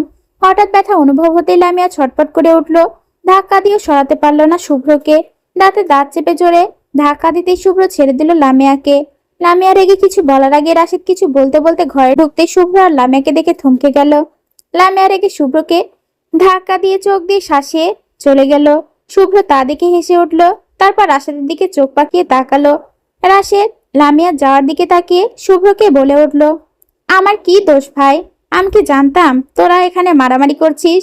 সব বাদ দিয়ে এখন তাড়াতাড়ি নিচে আয়, বলে আলমারি থেকে ফোন বের করে হাঁটতে লাগলো দুজন। রাতের অন্ধকারে ফাঁকা রাস্তায় রক্তাক্ত শরীর নিয়ে দৌড়াচ্ছে একটি মেয়ে। হাত থেকে ঝরঝর করে রক্ত পড়ছে। নিজের ডান হাতে নিয়ে দৌড়াচ্ছে মেয়েটি। পরনে সাদা শার্ট, রঙে ভিজে লাল বর্ণ ধারণ করেছে। তার পিছনে তাকে ধরার জন্য দৌড়াচ্ছে কিছু কালো পোশাক পরা লোক। হঠাৎ দৌড়াতে দৌড়াতে মেয়েটিকে ধরে ফেললো কালো পোশাক পরা এক লোক। বিশ্রী ভাষায় গালি দিয়ে মেয়েটির গালে চট বসিয়ে দিতে মেয়েটি ছিটকে মাটিতে লুটিয়ে পড়লো। সঙ্গে সঙ্গে আরো কিছু কালো পোশাক পরা লোক তাকে চারপাশে ঘেরাও করে নিল। মেয়েটি আশেপাশে অসহায় চোখে তাকে দেখলো, তার পালানোর জায়গা নেই। মেয়েটিকে দেখে অসহায়ের মতো তাকাতে দেখে লোকগুলো হেসে উঠলো। পাশ থেকে এক লোক বলে উঠলো, ভাই বলতে হবে মাইরি, কিন্তু ঝাক্কাস আছে, বলেই হেসে উঠলো। পাশ থেকে আরেকজন বলে উঠলো, চলেন আজকে রাতে মালদারে নিয়ে ফুর্তি করি, সকালে বসের হাতে পৌঁছাই দিব। পাশ থেকে একজন বলে উঠলো, হ ঠিক বলছেন ভাই, আমার মুখে লালা টকবক করছে, চল মালদারে টেস্ট করি, মাইরি হেব্বি সুন্দর, চোখ একেবারে ধাঁধায় দিছে, বলে হেসে উঠল সবাই। লোকটির কথা শুনে মেয়েটি তার ডান হাতের উল্টো পিঠে ঠোঁটে রক্ত মুছে থুতু ফেলে উঠে দাঁড়িয়ে হো হো করে হেসে উঠল। মেয়েটির হাসি দেখে লোকগুলো ভরকে গেল। পাশ থেকে একজন আরেকজনের কানে কানে বলে উঠল, হাসি কেন ওই মেয়ে? লোকটা কপালে ভাঁজ ফেলে বলল, ভয় লাগে না আমাগো, আর এমন কইরা হাসুস কেন? মেয়েটি হাসতে হাসতে বলল, ভয় আর তোদের দেখে আর হাসবো না কেন বলতো? আমার রূপ দেখে তোদের মুখ থেকে লালা টকবক করছে, কিন্তু যখন আমার আসল চেহারা দেখবি তখন মুখ থেকে লালা না রক্ত ঝরবে বলছি, বলেই হেসে উঠল। মেয়েটির কথা শুনে লোকগুলো রেগে গেল। একজন ডেকে বলে উঠল, ভাই মায়া সাহস অনেক, চলেন দেখি আমাদের সাথে কিভাবে সাহস দেখায়। বলে সামনে এগিয়ে যেতে মেয়েটির চুলে মুঠি ধরতে মেয়েটি কোমর থেকে ছোট্ট একটা নাইফ বের করে হাতে সাথে সাথে লোকটির ঘাড়ে ঢুকিয়ে দিতে লোকটি ছটপট করতে করতে মাটিতে শুয়ে পড়ল। তা দেখে সবাই একটু পিছিয়ে গিয়ে মেয়েটির দিকে ভয়ার্ত দৃষ্টিতে তাকালো। তখনই হঠাৎ একটা গুলি এসে মেয়েটির হাত ভেদ করে চলে যেতেই মেয়েটি চিৎকার দিয়ে একটু পিছিয়ে যেতেই সামনে তাকিয়ে দেখলো হুডি পরা একটি অবয়ব। হুডি পরে থাকায় মুখ দেখা যাচ্ছে না, দাঁড়িয়ে আছে, হাতে তার বন্দুক। অবয়বটি আবার শুট করতে মেয়েটি সাইডে সরে যেতেই গুলি চলে গেল পাশ দিয়ে। মেয়েটি দ্রুত পাশ থেকে ইটের টুকরো নিয়ে ছুড়ে দিল অবয়বটির দিকে। ইটের টুকরো যে অবয়বটির হাতে লাগতে বন্দুকটি ছিটকে পড়ে যেতে মেয়েটি আবার দৌড়াতে শুরু করলো। পিছন থেকে অবয়বটি কালো পোশাক পরা লোকগুলোকে বলে উঠল, এই মেয়ে জানি পালাতে না পারে, যেভাবে হোক মেয়েটিকে আমার চাই। অবয়বটির কথা শুনে লোকগুলো জি স্যার বলে মেয়েটির পিছনে দৌড়াতে লাগলো। লোকগুলো দৌড় দিতেই হুডি পরা অবয়বের পিছন থেকে বেরিয়ে এলো একটি লোক। চোখ তার রক্তিম হয়ে আছে, তার যেভাবে হোক এই মেয়েটিকে তার চাই। মুখ লটকে বাইকে বসে আছে লামিয়া। মাহিরের উপর ভীষণ রাগ লাগছে তার। ধরতে পেলে কাঁচা মরিচ মেখে রেঁধে খেয়ে ফেলতো ফাজিলটাকে। বাইক নিয়ে কোথায় যাওয়ার কথা হলে সবসময় মাহির আর লামিয়াই এক বাইকে থাকতো, কিন্তু এখন মাহির তাকে নিতে চায় না বাইকে। এই বাইক তো সোজা চাচাকে সেই জোর করেছিল কেনার জন্য, আর বাইক পেয়ে এখন মাহিরের ভাব বেড়ে গিয়েছে। এক মাঘে শীত যায় না, এটা সময় আসলেই বোঝাবে মাহিরকে। ওইদিকে মাহির হাফসাকে বাইকে নিয়ে বসে আছে। একটু পরপর মাহির বাইকে আয়নায় হাফসার দিকে তাকাচ্ছে। হাফসা বিষয়টা প্রথমে খেয়াল করলে পাত্তা দেয়নি, কিন্তু এখন পাত্তা দিচ্ছে। প্রায় কয়েকদিন ধরে মাহিরকে হাফসা ফলো করছে, চুরি চুরি চোখে তাকিয়ে সেও তাকায় তার দিকে। তাই আয়নার দিকে তাকিয়ে মাহিরের দিকে তাকিয়ে সোজাসুজি বলে উঠলো, আমাকে কি সুন্দর লাগছে? হাফসার এমন কথায় মাহির চট করে চোখ ঘুরিয়ে অন্যদিকে তাকালো। হাফসা তা দেখে বলে উঠলো, এখন বুঝি সুন্দর লাগছে না, তাই অন্যদিকে চোখ ঘুরিয়ে রেখেছ? হাফসার কথায় মাহির অন্যদিকে তাকিয়ে জবাব দিল, সুন্দর জিনিসের প্রতি আমার আগ্রহ নেই হাফসা। তাহলে তাকিয়েছিলে কেন? তোমার ভুল হচ্ছে, আমি তোমাকে না, আমি আয়নায় দেখছি আমাকে সুন্দর লাগছে কিনা। বিয়ে বাড়িতে যাবো, একটা ব্যাপার স্যাপার আছে না? মাহিরের কথায় হাফসা মন ভার করে বসে রইল, কোনো কথা না বলে। বের হওয়ার জন্য সবাই প্রস্তুত। ইসলাম বাড়ি থেকে একে একে খান ও ইসলাম বাড়ির সব ছেলেমেয়েরা বের হয়ে গেল আয়নাদের বাড়ির উদ্দেশ্যে। আরিফ গাড়ি ড্রাইভ করছে, রাশেদের পেছনে মুখ খুলে বসে আছে শারমিন। রাশেদ খেয়াল করলো কিন্তু কিছু বলল না। আসার সময় রাশেদ তাকে আনতে চায়নি, কিন্তু শারমিন জেদ করে রাশেদের বাইকে উঠেছে। পাশাপাশি সব গাড়িগুলো চলছে আপন গতিতে। হঠাৎ লামিয়া আশেপাশে না তাকিয়ে গলা ফাটিয়ে মাঝ রাস্তায় হাত তুলে গান ধরলো, ওরে বেলায়েতের অধিকারী আমার দয়াল বাবা মাইজ ভান্ডারী। বলতেই সবাই আহা বলে উঠল। তারপর লামিয়ার সাথে সাথে তাল মিলিয়ে তায়েব তাইবা মাহির গেয়ে উঠল, ওরে বেলায়েত অধিকারী আমার দয়াল বাবা মাইজ ভান্ডারী। বলতেই হামিদা, রাশেদ, আরিফ, লামহা, লাবিব, সাফওয়ান, আবির, হাফসা, ফাইয়া, জাহিদ আহা বলে উঠল। সবাই ওইদিকে শুভ্র আয়নায় লামিয়ার দিকে তাকিয়ে হাসছে, ওরে নুরানি ঝলক মারে যার কলরবের ভিতর, ওরে নুরানি ঝলক মারে যার কলবের ভিতর, আয়নায় বসাইয়া দে মোর কলবের ভিতর। বলতেই সবাই আবারও একসাথে বলে উঠল বাবারে। বলতেই লামিয়া, তায়েব, তাইবা, মাহির গেয়ে উঠল, আয়না বসাইয়া দে মোর কলমের ভিতর, বাবারে আয়না বসাইয়া দে মোর কলবের ভিতর। গাইতে গাইতে গাড়ি এসে থামলো জ্যামে। আশেপাশে সবাই তাকিয়ে আছে তাদের দিকে। তারা কাউকে পাত্তা না দিয়ে গান গাচ্ছে মনের সুখে। 10 মিনিটের মতো লাগবে এই জ্যাম ছুটতে। সবাই বোরিং হয়ে বসে আছে। সবাই থামতে হঠাৎ তায়েব চিৎকার করে গেয়ে উঠল, ও অন্তরা রে, ইয়ে হে এখন আমার যে অবস্থা রে, আরে ও অন্তরা রে, ছিল না গো তোর আগে, তোর সাথে কেউ কথা কইলে খারাপ কেন লাগে অন্তরা রে। আশেপাশে সবাই তাইবের দিকে ভয়ার্ত দৃষ্টিতে তাকিয়ে আছে। লাবিবের কানের পর্দা ফাটিয়ে এমন গান গায় লাবিবের কান ঝিরঝির করছে। আবার অন্তরা শোনায়। লামিয়া শুভ্র বাইক থেকে নেমে তাইবের ঘাড় নিচু করে কয়েক ঘা দিতে তাইব মুখ খুলে বসে রইল বাইকে। লাবিব কিছুক্ষণ স্তব্ধ হয়ে পিছনে ঘুরে তাকালো তাইবের দিকে। মার খেয়ে বেচারা মুখ খুলে রেখেছে তা দেখে লাবিব হেসে উঠল। ট্রাফিক জ্যাম ছুটতে সবাই আবার গন্তব্যের দিকে রওনা হলো। একমাত্র মেয়ের বিয়ে বলে কথা, তাই বিশাল আয়োজন করা হয়েছে। সাজানো হয়েছে পুরো বাড়ি, চারপাশে লাইট ঝলমল করছে। খানো ইসলাম বাড়ি ছেলে মেয়েরা গাড়ি বেশ দূরে পার্ক করে আসলো আয়নাদের বাড়ি। শুধু আরিফ বাদে। ভেতরে প্রবেশ করতেই তাদের বিয়ের কার্ড দেখাতে বলতে রাশেদ কার্ড দেখাতে ভেতরে প্রবেশ করতে দিল তাদের। এদিকে খানো ইসলাম বাড়ি ছেলে মেয়েদের দেখে চারপাশে সব মেয়েরা গিলে খাচ্ছে, সেদিকে তারা কেউ পাত্তা দিচ্ছে না। হঠাৎ একটি মেয়ে রাশেদের সামনে এসে দাঁড়ালো। রাশেদ মেয়েটার দিকে বিরক্ত হয়ে তাকালো। পিছনে শারমিন ভ্রুকুসকে তাকিয়ে আছে তাদের দিকে। মেয়েটি হেসে রাশেদকে বলে উঠল, আপনি মেয়ের কি হন? মেয়েটির এমন কথায় রাশেদ বেশ শান্ত কণ্ঠে জবাব দিল, জি আমি মেয়ের ফ্রেন্ড হই। ওয়াও, আয়নাপুর এত সুন্দর ফ্রেন্ড আছে, আগে জানতাম না। প্লিজ আপনার নাম্বারটা দেওয়া যাবে? বেশ খুশি হয়ে বলল মেয়েটি। মেয়েটার কথা শুনে শারমিন ফুঁসে উঠে বলল, না দেয়া যাবে না। শারমিনের এমন কথায় সবাই মুখ চেপে হাসলো। রাশেদ শারমিনের কথা শুনে হেসে মেয়েটিকে বলে উঠল, হ্যাঁ অবশ্যই দেওয়া যাবে। রাশেদের কথায় মেয়েটি লাফিয়ে উঠে ফোন বাড়িয়ে দিল। রাশেদ হালকা হেসে ফোন নিয়ে নাম্বার তুলে দিল। রাশেদের এমন ব্যবহারে শারমিন কষ্ট পেল। ছল ছল চোখে রাশেদের দিকে তাকালো, কিন্তু রাশেদ ফিরেও তাকাচ্ছে না তার দিকে। সে দিব্যি হেসে হেসে কথা বলছে মেয়েটার সাথে। শুভ্র শারমিনের মনের অবস্থা বুঝে মেয়েটা থেকে বিদায় নিয়ে প্রবেশ করলো বাড়ির ভেতর। সারি সারি সাজানো চেয়ারে বসলো সবাই একত্রে। শুভ্র সবাইকে একটা করে ব্লুটুথ দিতেই সবাই কানে ঢুকিয়ে নিয়ে পরিস্থিতি বোঝার চেষ্টা করলো। তা এবার চোখ হঠাৎ লামিয়ার গলার দিকে দেখতে আটকে উঠলো। হায় আল্লাহ, তোর গলায় কে এমন ভাবে কামড়েছে? তা এবার কথায় সবাই চমকে তাকালো লামিয়ার দিকে। লামিয়া দ্রুত চুল দিয়ে ঢেকে নিল গলার কামড়ের অংশ। ক্যাবলা হাসি দিয়ে বলল, কোথায়, কে কামড়াবে বলতো? ওই যে ব্ল্যাকি হামসে দিয়েছিল তখন। বলে রাগি চোখে তাকালো শুভ্রর দিকে। বেটা এমন ভাব নিয়ে বসে আছে যেন সে কিছুই জানে না। অসভ্য লোক। লামিয়া হাত বাড়িয়ে টেবিল থেকে পানির বোতল নিয়ে খেতে লাগলো। ভয়ে তার গলা শুকিয়ে আসছে। মাহির, তায়েব, তায়েবা সন্দেহ দৃষ্টিতে তাকালো লামিয়ার দিকে। ব্ল্যাকি মালিক কামড় না দিলেই হয়, চোখ ছোট ছোট করে বলল মাহির। মাহিরের এমন কথা শুনে লামিয়া বিষম খেলো।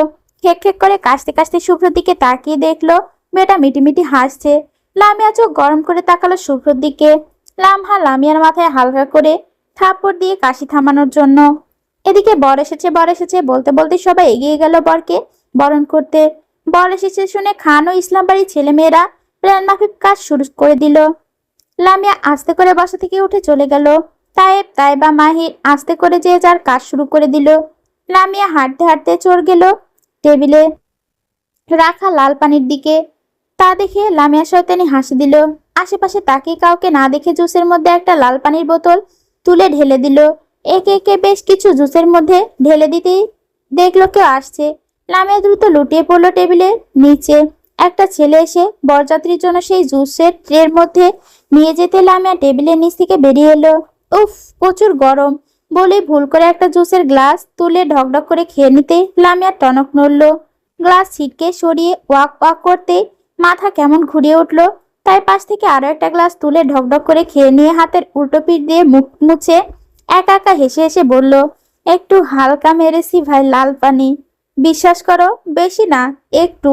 আর আমি ইচ্ছে করে খাইনি, ভুলে পেটে চলে গিয়েছে বলে হেসে উঠল। এদিকে সবাই প্ল্যান মাফিক কাজ করে বসে আছে লামিয়ার অপেক্ষায়, কিন্তু লামিয়া আসছে না দেখে শুভ্রর কপালে চিন্তার ভাঁজ পড়লো।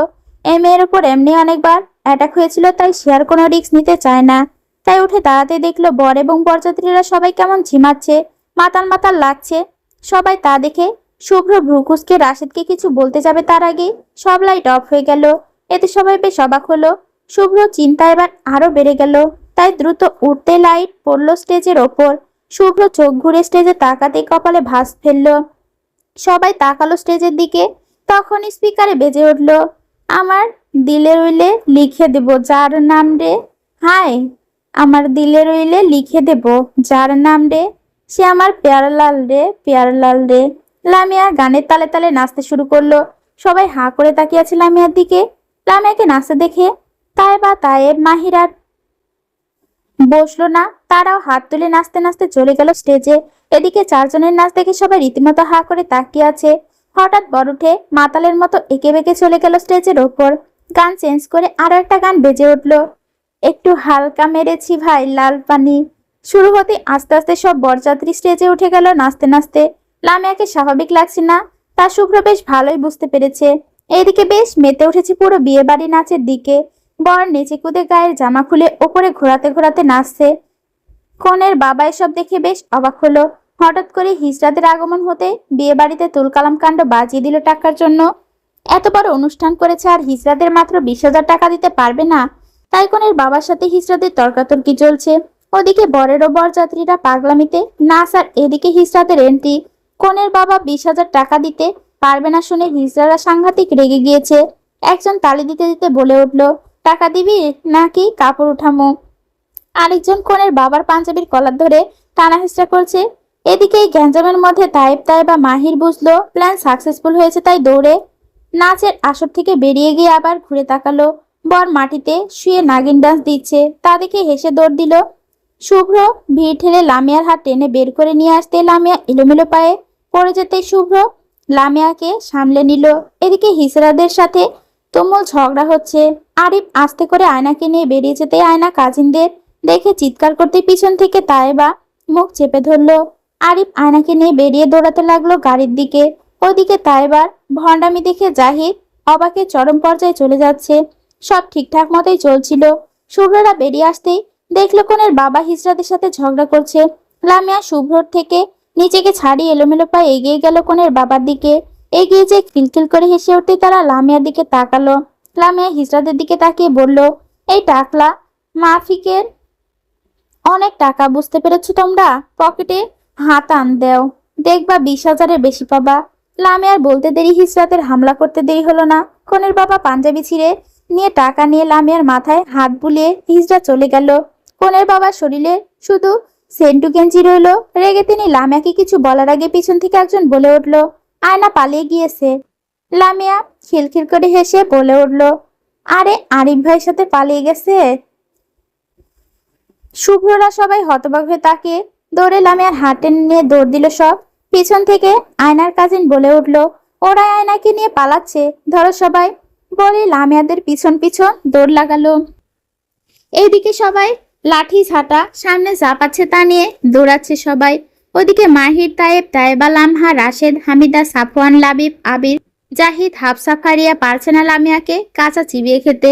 শুভ্র লামিয়ার হাত ধরে দৌড়াচ্ছে। লামিয়া এলোমেলো পায়ে দৌড়াতে দৌড়াতে গান গাচ্ছে, হে ইউ, একটু হালকা মেরেছি ভাই লাল পানি। অর্ধেক রাস্তা আসতে লামিয়া গেল। শুভ্র থেমে লামিয়ার দিকে তাকালো। লামিয়া শুভ্রর দিকে তাকিয়ে মাতাল গলায় বলে উঠল, দাঁড়ান, ওরা আমাদের মারার জন্য ধাওয়া করছে, ওদের উল্টো ধাওয়া খাওয়াই। লামিয়ার কথায় শুভ্র বিরক্ত হয়ে কিছু বলতে যাবে তার আগেই কোণের বাড়ি মানুষ হই হই করতে করতে চলে এসেছে তাদের দিকে। শুভ্র লামিয়ার হাত ধরে দৌড় লাগাতে লামিয়া পাশ থেকে ইটের টুকরো নিয়ে পাশে শুয়ে থাকা কিছু কুকুরদের দিকে ছুড়ে দিতে কুকুরগুলো ঘেউ ঘেউ করে উঠলো। সবাই ভয়ে উল্টো দিকে দৌড় দিতেই কুকুরগুলো তাদের দিকে দৌড়াতে শুরু করলো। শুভ্র লামিয়ার হাত ধরে দ্রুত আবার দৌড়াতে গিয়ে পারলো না। লামিয়ার দৌড়াতে পারবে না বলে গিয়েছে। শুভ্র উপায় না পেয়ে লামিয়াকে কাঁধে তুলে নিয়ে গাড়ির দিকে এগিয়ে গেল। সবাই গাড়িতে বসতে শুভ্র লামিয়াকে ধরে বাইকে বসিয়ে দিয়ে নিজের গায়ের ব্লেজার খুলে নিজের সাথে বেঁধে নিল। তা দেখে তায়েব বলে উঠল, হাইলা সাইয়ারা মুভি, যাক বাস্তবে মুভির কাহিনী তো দেখতে পেলাম। রাশেদ সবাইকে সতর্ক করে গাড়ি টান দিল। লামিয়া নেশার ঘরে শুভ্রকে জাপটে ধরতেই শুভ্রর পুরো শরীর কেঁপে উঠল। সবাই মজা করতে করতে বাড়িতে যাচ্ছিল, হঠাৎ গাড়ির সামনে একটি মেয়ে এসে পড়তে সবাই ব্রেক কষলো। সাফওয়ান মেয়েটিকে ধমক দিতেই স্তব্ধ হয়ে গেল। মেয়েটির কিচ্ছু হয়নি, তবে অনেক শরীরে রক্তের চিহ্ন। লাইটের আলো পড়তে মেয়েটার মুখ সামনে হাত দিয়ে রেখেছে। সবাই গাড়ি থেকে নেমে এগিয়ে গেল মেয়েটির দিকে। হঠাৎ মেয়েটি মুখের সামনে থেকে হাত ছড়াতে মনে হলো সবাই 440 ভোল্টের ঝাটকা খেলো। সবাই স্তব্ধ হয়ে তাকিয়ে আছে মেয়েটির দিকে।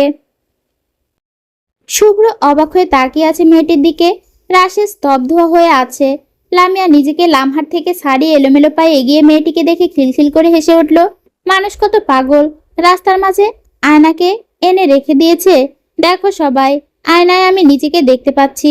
হঠাৎ পিছন থেকে ধাম করে পড়ার শব্দ শুনে সবাই চোখ ঘুরে পিছনে তাকাতেই ভয় পেয়ে গেল। লাবিব মাটিতে লুটিয়ে পড়ে আছে। লামিয়া এলোমেলো পায়ে লাবিবের দিকে এগিয়ে যেতেই চাইলেও পারল না। মাথা ঘুরিয়ে পড়ে যেতেই শুভ্র নিজের বুকে আগলে নিয়ে সামনে তাকালো। এদিকে লাবিব, ওদিকে লামিয়া, আর মাঝে এই মেয়ে। কাকে রেখে কাকে ধরবে কেউ বুঝতে না পেরে দাঁড়িয়ে রইল সবাই স্তব্ধ হয়ে।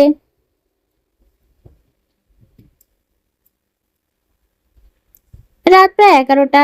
বেশ চিন্তিত হয়ে হলরুমে পায়চারি করছে হামিদ সাহেব। গম্ভীর মুখে সবাই বসে আছে। খান ও ইসলাম বাড়ির সদস্যরা এখনো তাদের ছেলেমেয়েরা বাড়ি ফিরেনি। এত রাত হয়েছে তবুও তাদের ফেরার নামগন্ধ নেই। কোনো বিপদ আপদ হলো নাকি এ ভেবে বেশি টেনশন করছে সবাই। হঠাৎ পায়চারি বন্ধ করে বুকে হাত চেপে হাঁটু গেড়ে বসে পড়লেন হামিদ সাহেব। তা দেখে সবাই আটকে উঠল। লতিফা বেগম দৌড়ে গিয়ে স্বামীকে ধরলেন। আনিসুল সাহেব হামিদ সাহেবকে ধরে নিয়ে সোফায় বসালেন। রাশেদা বেগম পাশ থেকে পানি নিয়ে হামিদ সাহেবকে দিতে হামিদ সাহেব তা পান করলেন। আজমিরি বেগম বেশ চিন্তিত গলায় বললেন, রাশেদের ফোনে আবার কল দেয়া, দেখ ধরে নাকি। আনিসুল সাহেব আজমিরি বেগমের কথায় আবার কল করলেন, তবুও ফোন ধরছে না দেখে চিন্তা আরো বেড়ে গেল। এদিকে হামিদ সাহেব লামিয়াকে নিয়ে ভাবছেন। তার বড় দুই মেয়েকে নিয়ে টেনশন না থাকলেও ছোট মেয়েকে নিয়ে তার সবসময় টেনশনে থাকতে হয়। এমনি মেয়েটার ওপর মানুষ লেগেছে তাকে মারার জন্য। তার ওপর দুবার হামলা হয়েছে। শুভ্র অবশ্যই তার সাথে আছে, তবুও তার মন মানছে না। হামিদ সাহেব অস্থির গলায় বলে উঠল, বড় ভাই চলুন আমরা ওদের খুঁজতে যাই। ছোট ভাইয়ের কথা শুনে আনিসুল সাহেব বিরক্ত মুখে বলল, তুই শান্ত হ আগে। আর ওরা তো বাচ্চা না, তাছাড়া রাশেদ ওরা সবাই আছে, এত টেনশন করিস না, দেখবি একটু পর এসে যাবে। বলতে বলতে বাড়ি গেট দিয়ে রাশেদের গাড়ি প্রবেশ করার পরই বাইক আরো গাড়ি এসে প্রবেশ করলো। তা দেখে আনিসুল সাহেব বলে উঠল, দেখেছিস, বলছি না এরা এসে পড়বে। গাড়ি দেখে সবাই স্বস্তির শ্বাস ফেললো। লতিফা বেগম রেগে গিয়ে কিছু বলার আগে দরজার দিকে তাকাতে আটকে উঠল। সবাই বেশ ভয়ার্ত দৃষ্টিতে তাকিয়ে আছে সামনের দিকে। রাশেদের কাঁধে লামিয়া ভর করে হলরুমে উপস্থিত হলো। পুরো শরীর তার রক্ত, হাত পায়ে মাথা ব্যান্ডেজ করা, দেখে ভয়াবহ অবস্থা। লতিফা বেগম মেয়ের এমন অবস্থা দেখে কেঁদে দিয়ে দৌড়ে জড়িয়ে ধরলেন। পিছনে তাকাতে দেখলো শুভ্র পাস করে তুলে কাউকে নিয়ে হলরুমে প্রবেশ করছে। লতিফা বেগম খুব ভালো করে তাকাতে দেখলো লামিয়া গুটিসুটি মেরে ঘুমিয়ে আছে শুভ্রের কোলে। তা দেখে লতিফা বেগম সিটকে দূরে সরে গিয়ে সামনে তাকিয়ে চোখ বড় বড় করে হামিদ সাহেবের দিকে তাকালো। হলরুমে সবাই অবিশ্বাস্য চোখে তাকিয়ে আছে সামনের দিকে। তারা বোধহয় কথা বলার ভাষা হারিয়ে ফেলেছে। তাদের সামনে হুবহু লামিয়া রক্তাক্ত শার্ট প্যান্ট পরে দাঁড়িয়ে আছে, আর পাশে শুভ্রর কোলে গুটিসুটি মেরে আছে আরেক লামিয়া। হামিদ সাহেব চোখ ঘুরে শুভ্রর কোলে লামিয়াকে দেখে চিনতে পারলো মেয়েকে, কারণ তার মেয়ে সব ছেলেদের পোশাক পরতে পছন্দ করে না। তাই চিনতে পেরে এগিয়ে গিয়ে লামিয়ার মাথায় হাত রেখে শুভ্রর উদ্দেশ্যে বলল, কি হয়েছে ওর? কিছু হয়নি, ঘুমিয়ে গিয়েছে, তাই একটু কোলে তুলে নিয়ে আসতে হয়েছে। আমি ওকে রুমে দিয়ে আসি বলে লামিয়াকে নিয়ে ওপরে রুমের দিকে পা বাড়ালো। হামিদ সাহেব শুভ্রর যাওয়ার দিকে তাকিয়ে পাশ থেকে আরেক লামিয়ার দিকে তাকালো। মেয়েটি ছলছল চোখে তাকিয়ে সবাইকে দেখছে। লতিফা, রাশেদা, মনিরা, তাহমিনা বেগম একজন আরেকজনের দিকে তাকাচ্ছেন। এটা কিভাবে সম্ভব? লামিয়ার মতো দেখতে এই পরিবারে একজনই ছিল, কিন্তু সে তো বছর আগে পৃথিবীর মায়া ত্যাগ করেছে। আজমিরি বেগম আজ নিশ্চুপ বাকরুদ্ধ হয়ে তাকিয়ে আছে সামনের দিকে। সে যাকে ভাবছে সত্যি যদি হয়, তাহলে আজমিরি বেগম এর যে খুশি আর কেউ হবে না। তাই বেশ কাঁপা কাঁপা গলায় অস্পষ্ট সুরে বলে উঠল, ছবি। আজমিরি বেগমের কথায় ছবি চট করে চোখ খুলে আজমিরি বেগমের দিকে টলমল দৃষ্টিতে তাকাতে আজমিরি বেগম দৌড়ে গিয়ে ছবিকে বুকে জড়িয়ে কেঁদে উঠল। আমার দাদু ভাই ছবি, ও আনিসুল, ও হামিদ, ও হাসিম, ও আজমির, দেখ আমার দাদু ভাই ফিরে আইছে। তোরা দাঁড়িয়ে আছিস কেন? দেখ আমার দাদু ভাই আমাদের ছেড়ে চলে যায়নি, আল্লাহ ফিরিয়ে দিয়েছে আমাদের কাছে, বলে কেঁদে উঠল আজমিরি বেগম। ছবি এত বছর পর নিজের আপন মানুষগুলোকে পেয়ে নিজে আর ধরে রাখতে পারল না। আজমিরি বেগমের বুকে মুখ গুজে কেঁদে উঠল। হলরুমে সবাই কান্না করছে, কিন্তু কারো মুখে কোনো কথা নেই। শুভ্র রুমে এসে লামিয়াকে আস্তে করে বিছানায় শুইয়ে দিয়ে উঠে যাবে, তখনই দেখলো লামিয়ার চুল শুভ্রের শার্টের বোতামে আটকে গিয়েছে। শুভ্র বেশ যত্ন সহকারে লামিয়ার চুলগুলো বোতাম থেকে ছাড়িয়ে নিল। লামিয়ার এলোমেলো চুলগুলো কপাল থেকে সরিয়ে দিয়ে কপালে ছোট্ট ভালোবাসার পরশ এঁকে দিল।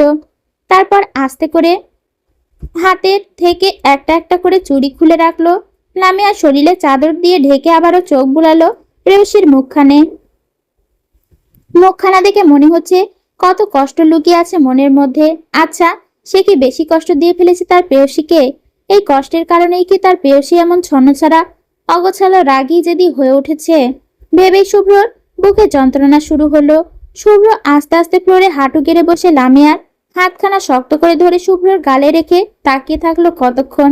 তারপর আস্তে আস্তে বিড়বিড় করে বলে উঠল, কেন পাল্টে গেলি? আমি তো তোকে এমন দেখতে চাইনি। এই ছন্নছাড়া অগোছালো বদমেজাজি মেয়েকে কেমন করে সামলাই বলতো? হ্যাঁ, আমি তোর দেওয়া কথা রাখতে পারিনি পরিস্থিতির কারণে। সেটা কি আমার ভুল বল? দূরে ছিলাম তোর থেকে, তবুও অন্য কোনো নারীর সাথে কোনো সম্পর্ক করিনি, কিন্তু তুই অন্য কারো কথা বিশ্বাস করে আমাকে ভুল বুঝলি, আমাকে ঘৃণা করলি, আমাকে অবিশ্বাস করলি। এই মেয়ে, তুই তুই কি জানিস মৃত্যুর সাথে লড়াই করে কত কষ্ট সহ্য করে আমি আজকে এখানে এসেছি? শুধুমাত্র তোর জন্য, শুধুমাত্র তোর জন্য ফিরে এসেছি আমি আবার। সত্যি বলছি, আমি সেদিন তোকে কষ্ট দিতে চাইনি, কিন্তু তোর এক কথা বারবার শুনতে রাগ লাগছিল, কারণ অন্য কারো কথা বিশ্বাস করে কেন ভুল বুঝবি আমাকে? এই চিনেছিস তোর শুভ্র ভাইকে? সেদিন অনেক রাগ লাগছিল তাই বলেছিলাম, তবে তোকে কষ্ট দেওয়ার ইচ্ছে আমার ছিল না কোনো দিন। প্লিজ ফিরে আয়, আমাকে আমার আগে সেই বোকা স্বভাবের লামিয়াকে ফিরিয়ে দে প্লিজ। আমি চাই না এই লামিয়াকে, আমি চিনি না এই লামিয়াকে, আমাকে আমার লামিয়াকে ফিরিয়ে দে প্লিজ, বলে নাক টেনে উঠল শুভ্র। চোখ থেকে দুফোঁটা পানি গড়িয়ে পড়ল। শুভ্র লামিয়ার হাত বেশ সময় নিয়ে চুমু খেয়ে লামিয়ার হাতে আস্তে করে নিজের হাত থেকে সরিয়ে নিয়ে রুম থেকে চলে যেতেই লামিয়া ঘুমের ঘরে বিড়বিড় করে বলে উঠল, শুভ্র ভাই যাবেন না প্লিজ, আসুন। বিড়বিড় করতে করতে আবার ঘুমিয়ে গেল। সোফায় বসে কখনো ছবিকে বুকে জড়িয়ে রেখেছে আজমিরি বেগম। যে আজমিরি বেগমকে কখনো কেউ কান্না করতে দেখেনি, সে আজমিরি বেগমকে আজ কান্না করতে দেখছে। বাড়ি আসার সময়ই রাশেদ ছবিকে ডক্টর দেখিয়ে এনেছে, মাথায় হাত পা ব্যান্ডেজ করিয়ে এনেছে। রাশেদা বেগম চোখ মুছে ছবির মাথায় হাত রাখতেই ছবি রাশেদা বেগমকে জড়িয়ে ধরল। লতিফা বেগম প্লেট ভর্তি ভাত নিয়ে এসে ছবির সামনে বসতে ছবি মাথা তুলে তাকালো লতিফা বেগমের দিকে। খান বাড়ির সবাই উপস্থিত ইসলাম বাড়িতে, তবে লাবিব বাদে। তাকে সাফওয়ান, আরিফ আর আবির মিলে বাড়িতে রেখে এসেছে। তার জ্ঞান এখনো ফিরেনি, আর ফিরবেই বা কি করে? যাকে এত বছর পর মৃত ভেবে এসেছে, সেই মৃত মানুষকে যদি হঠাৎ সামনে দেখে তাহলে কিভাবে নিজের পায়ে দাঁড়িয়ে থাকতে পারে? হলরুমে সবাই উপস্থিত শুধু লামিয়া আর লাবিব বাদে।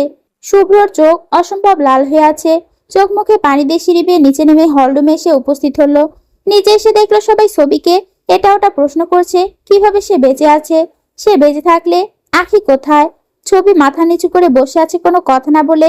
শুভ্র তা দেখে দীর্ঘশ্বাস নিল, তারপর হামিদ সাহেবের দিকে তাকালো। আজকে আর কোনো কিছু লুকাতে চায় না, তাই শুভ্র শুকনো ঢোক গিলে সবার উদ্দেশ্য করে বলল, তোমাদের সবার প্রশ্নের উত্তর আমি দিচ্ছি।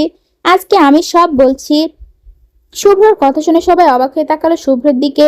তবে লতিফা বেগম, হামিদ সাহেব, রাশেদ, সাফওয়ান, আরিফ, আজমিরি বেগম, আবির অবাক হলেন না। আনিসুল সাহেব রুকুসকে বললেন, কি বলবে তুমি? শুভ্র আনিসুল সাহেবের দিকে তাকিয়ে হালকা হেসে বলল, বড় বাবাই, অনেক কিছুই বলার আছে। বড় বাবাই কথাটা শুনে আনিসুল সাহেব বেশ চমকে উঠলেন। তাকে এ নামে শুধু একজনই ডাকতো, শুভ্র। বহু বছর পর আবরারের মুখ থেকে এই ডাক শুনে আনিসুল সাহেব অনেকটা অবাক হলেন। শুভ্রর দিকে তাকিয়ে অবাক কণ্ঠে বলে উঠল, কি বললে তুমি? বড় বাবাই। বলেই শুভ্র তাকালো আনিসুল সাহেবের দিকে। সবাই অবাক হয়ে তাকিয়ে আছে শুভ্রর দিকে। আনিসুল সাহেব হামিদ সাহেবের দিকে তাকালো। হামিদ সাহেব বড় ভাইয়ের চোখের ভাষা বুঝতে পেরে মাথা নাড়াতে আনিসুল সাহেব চোখ ছলছল করে উঠল। এদিকে গিয়ে শুভ্রকে জড়িয়ে ধরল। হলরুমে সবার আর বুঝতে বাকি নেই যে এটাই শুভ্র। সবাই এবার অনেকটা অবাক হলো। এত বছর ধরে যাদেরকে মৃত ভেবে এসেছে কিন্তু তারা বেঁচে আছে সে কথা কেউ জানে না। আনিসুল সাহেব শুভ্রর দিকে তাকে বেশ আশা নিয়ে জানতে চাইল, শুভ্র আখি, আমার আখি, তারা কি বেঁচে আছে? আর শুভ্রা, শাহরিয়ার, ওরা কি বেঁচে আছে? শুভ্রর অসহায় চোখে তাকাতে আনিসুল সাহেব বুঝে গেলেন তাদের আদরের বোন ছবির মা, বাবা আর শুভ্রের মা, বাবা তারা কেউ বেঁচে নেই। আনিসুল সাহেব শুভ্র আর ছবিকে দেখে বেশ আশা করেছিলেন শুভ্র আর ছবি বেঁচে থাকলে হয়তো তারাও বেঁচে আছে, কিন্তু তারা বেঁচে নেই ভেবেই ভেঙে পড়ল আনিসুল সাহেব। শুভ্র তা দেখে বলে উঠল, আমি আর ছবি এসেছি সেদিন আমাদের বাড়িতে যারা আগুন লাগিয়েছে, যারা আমাদের সুন্দর পরিবারটা ধ্বংস করেছে তাদের খুঁজে বের করতে। শুভ্রর কথা শুনে সবাই আশ্চর্য হয়ে শুভ্রর দিকে তাকালো। তারা এত বছর জানতো কোনো দুর্ঘটনায় আগুন লেগেছিল বাড়িতে এবং সেই দুর্ঘটনায় পুরো পরিবার মারা গিয়েছে, শুভ্র আর ছবির পরিবারের সবাই। কিন্তু এটা কেউ ইচ্ছে করে করেছে তা জানতো না এতদিন। হাসিম সাহেব অস্থির গলায় শুভ্রকে বলল, কি বলছিস? হ্যাঁ আমি ঠিকই বলেছি, সেদিন কোনো দুর্ঘটনা আগুন লাগেনি আমাদের বাড়িতে, বরং লাগানো হয়েছিল। কিন্তু কে আর কেনই করেছিল? শুভ্র ঢোক গিলে বলল, ইকবাল কায়সার আর সোহেল কাজী। শুভ্রর কথায় সবাই এবার আরো চমকে উঠল। মনে হলো শুভ্র নিজেকে শক্ত করে বলতে শুরু করলো, অতীত। তাড়াতাড়ি করো, দেরি হয়ে যাবে তো। এত তাড়া দিচ্ছ কেন? তাড়া দিব না কেন বলো, দেরি হয়ে যাবে তাই। আর শুভ্র কোথায়? আর কোথায় দেখো গিয়ে, পাতানো বউ আর গলা চড়িয়ে কান্না করছে আর সে সান্ত্বনা দিচ্ছে বলে হেসে উঠল শুভ্রা। শুভ্রার হাসি দেখে শাহরিয়ার হেসে শুভ্রাকে পিছন থেকে জড়িয়ে ধরে বলল, চলো ছেলের পাতানো বউকে নিয়ে চলি। সাহেব, আইডিয়াটা খারাপ নয়, তবে ছেলের বউ এখনো ছোট্ট, নেওয়া যাবে না। এটা নিশ্চয়ই আমার ডিটেকটিভ অফিসার জানে না। শুভ্রার কথা শাহরিয়ার হালকা এসে শুভ্রাকে ছাড়িয়ে নিয়ে তাড়াতাড়ি ব্যাগ গোছানো জন্য তারা দিয়ে বেরিয়ে গেল প্রাণপ্রিয় বন্ধু হামিদ সাহেবের সাথে দেখা করতে। এইদিকে তোমার সাথে আমার কথা নেই শুভ্র ভাই, তুমি আমাকে ছেড়ে চলে গেলে আমি কার সাথে থাকবো? বাদরের মতো শুভ্রর গলা পেঁচিয়ে মুখ ফুলিয়ে বলল ছোট্ট লামিয়া। শুভ্র বেশ কিছুক্ষণ ধরে লামিয়ার দিকে তাকিয়ে আছে। অতিরিক্ত কান্নার কারণে মুখ ফুলে গিয়েছে। শুভ্র ছোট থেকে বেশ গম্ভীর স্বভাবের, কথা কম বলে, দরকার ছাড়া কথা বলা বারণ মনে হয় তার। কিন্তু লামিয়া বাচাল, কথা শুরু করলে কথা থামার নামগন্ধ নেই। সবাই তার কথায় বিরক্ত হলে শুভ্র কোনোদিন বিরক্ত হয়নি, বরং মনোযোগ দিয়ে লামিয়ার কথা শুনে যতক্ষণ পর্যন্ত লামিয়ার কথা বন্ধ না হয় ঠিক ততক্ষণ পর্যন্ত। আজ বেশ বকবক করছে লামিয়া। শুভ্র লামিয়ার দিকে তাকিয়ে কথা শুনছে। তুমি চলে গেলে লাবিব ভাই আমাকে মারবে অনেক, তখন তুমি না থাকলে আমাকে লাবিব ভাই থেকে বাঁচাবে কে শুভ্র ভাই? বেশ অভিমানী কণ্ঠে বলল লামিয়া। মারবে না, আমি বলে দিব, বেশ গম্ভীর কণ্ঠে বলল শুভ্র। তবুও তুমি চলে যাবে? আমাকে ছেড়ে থাকতে তোমার কষ্ট হবে না? না। কেন? জানি না। আমি জানি তো, তুমি ওখানে গিয়ে ছবির সাথে থাকবে, তখন আমাকে ভুলে যাবে, তারপর ছবিকে বিয়ে করবে বড় হলে, তখন আমার কথা মনে করবে না। আমি জানি তো, তাই আমাকে ছেড়ে থাকতে তোমার কষ্ট হবে না বলে শুভ্রর গলায় মুখ গুজে কেঁদে উঠল লামিয়া। একটু থেমে শুভ্র থেকে সরে দাঁড়িয়ে অভিমানী কণ্ঠে বলল, ঠিক আছে, ছবিকেই বিয়ে করো। বড় হলে আমি আর তোমাকে কিছু বলবো না। আমিও বড় হয়ে লাবিব ভাইকে বিয়ে করব। তখন তুমিও কান্না করবে। লামিয়ার বলতে দেরি শুভ্রে রেগে গিয়ে লামিয়ার গালে থাপ্পড় মারতে দেরি হলো না। লামিয়া থাপ্পড় খেয়ে কেঁদে উঠলো। শুভ্রা পাশের রুম থেকে দৌড়ে এসে দেখলো লামিয়া কান্না করছে। শুভ্রকে কিছু বলতেই শুভ্র লামিয়াকে বলে উঠলো, থাক, তুই তোর লাবিবকে নিয়ে লাবিবকে বিয়ে করে নিস, বলে রেগে হনহন করে চলে গেল। শুভ্রা ছেলের দিকে তাকালো। তার শান্ত ছেলে হঠাৎ রেগে গেল কেন ভেবেই লামিয়াকে কোলে তুলে জানতে চাইলো। লামিয়া সব বলতে শুভ্রা হেসে বলল, তোকে ছাড়া অন্য কোনো মেয়েকে আমি আমার ছেলের বউ করব না। সত্যি বলছো শুভ্রা মা? সত্যি। লামিয়া আর কিছু না বলে শুভ্রার কোলে লেপ্টে শুয়ে রইল। শুভ্রা লামিয়াকে কোলে তুলে মাথায় হাত বুলিয়ে দিতে লাগলো। রুমের দরজায় উকি মারছে লাবিব। পিছন থেকে হঠাৎ একটা থাপ্পড় এসে পড়তেই লাবিব পিছন ঘুরে তাকিয়ে দেখলো পিঙ্ক কালারের ফ্রক পরে চুলগুলো দুটো ঝুটি করা বাচ্চা মেয়ে দাঁড়িয়ে আছে। লাবিব বেশ কিছুক্ষণ তাকিয়ে বোঝার চেষ্টা করলো এটা লামিয়া নাকি ছবি। বাচ্চা মেয়েটি ঠোঁটে বেশ ভালো, চোখ বুলিয়ে ঠোঁটের নিচের লাল রঙের তিল দেখতে পেয়ে লাবিব বুঝতে পারলো এটা ছবি। তাই দ্রুত ছবির হাত ধরে রুমে নিয়ে বিছানায় বসিয়ে বেশ শক্ত গলায় ছবিকে বলল, ওইখানে যে আমাকে ভুলে যাবি তাই না? হ্যাঁ। ছবির এমন কথায় লাবিবের রাগ হলো। তাই আর কিছু না বলে মুখ ঘুরিয়ে অন্যদিকে তাকালো। এই মেয়ে এমন ঘাড় তারা কেন সে বোঝে না। সবসময় একটা প্রশ্ন করলে তার উল্টোটা বলবে। যাওয়ার সময়ও ছবির এমন কথা শুনে বেশ রাগ হলো তার। লাবিবের এমন গাল ফোলানো দেখে ছবি হেসে লাবিবের গালে চিমটি কেটে দিতে লাবিব বিরক্ত হয়ে বলল, উফ ছবি, ব্যথা পেয়েছি। ছবি হেসে বলল, ব্যথা পাবার জন্যই দিয়েছি। লাবিব মুখ ফুলিয়ে বলল, ওইখানে যে ওই শুভ্রর সাথে মিশে আমাকে আরো ব্যথা দিবি আমি জানি। তুমি শুভ্র ভাইকে নিয়ে এত চিন্তা করো কেন? করি কারণ তোর পাশে ওকে আমার সহ্য হয় না। কিন্তু শুভ্র ভাই তো আমার পাশে ঘেঁষে না। আমি তো যাই সব সময় তার কাছে। হ্যাঁ, এটাই সমস্যা। তুই কেন যাস ওর কাছে? কারণ তার পাশে ঘেঁষলে লামিয়া রাগ করে কান্না করে, আর ওকে আমার কান্না করাতে খুব ভালো লাগে। তাই বলে শুভ্রর সাথে মিশে থাকবি? হ্যাঁ, লামিয়াকে কষ্ট দিতে আমি তাই করব। লাবিব ছবির মুখের দিকে তাকিয়ে অসহায় কণ্ঠে বলল, বড় হয়ে কি আমাকে বিয়ে করবি? বড় হয়ে কি আমাকে বিয়ে করবি না? জানি না। কেন? কারণ জানি না। আমাকে কি তোর ভালো লাগে না? দেখেছিস লামিয়া শুভ্রকে? শুভ্র বলতে পাগল আর তুই কি না এমন? ঠিক আছে তাহলে লামিয়ার কাছেই যাও, আমার কাছে আসতে হবে না, বলে বিছানা থেকে নেমে চলে গেল। লাবিব মন খারাপ করে আবারও দৌড়াতে লাগলো ছবির পিছনে। হলরুমে বসে আছে খান আর ইসলাম বাড়ির সবাই। হামিদ, শাহরিয়ার আর সলিল সাহেব তিনজনই সেই স্কুল লাইফ থেকে বেস্ট ফ্রেন্ড। সব বিপদ আপদে তিন বন্ধু একে অপরের ঢাল হয়ে দাঁড়িয়েছে। হামিদ সাহেব লেখাপড়া শেষ করে ভাইদের সাথে নিজেদের কোম্পানিতে যোগ দিয়েছেন। শাহরিয়া আর সোহিল সাহেব দুজনই ডিটেকটিভ হওয়ার কারণে কাজের সূত্রে বহু বছর খানিকের জন্য দেশের বাইরে যেতে হবে। পুরো দিনগুলো ভেবে হাসাহাসি করছিল তিন বন্ধু। তখনই সেখানে উপস্থিত হলো লতিফা, শুভ্রা আর আখি। আখি ইসলাম বাড়ির একমাত্র মেয়ে এবং চার ভাইয়ের একমাত্র আদরের বোন আখি। সোহেল সাহেব হামিদ সাহেবের বন্ধু হওয়ার বাড়িতে আসা যাওয়া লেগে থাকতো। তখন থেকেই দুজন দুজনকে পছন্দ করত। হঠাৎ আনিসুল সাহেব তাদের সম্পর্ক জানার পর সোহেল সাহেব তার পরিবার নিয়ে আখির জন্য বিয়ের প্রস্তাব দিতেই আনিসুল, হামিদ, হাসিম, আজমি সাহেব রাজি হয়ে তাদের বিয়ে দিয়ে দিয়েছিল।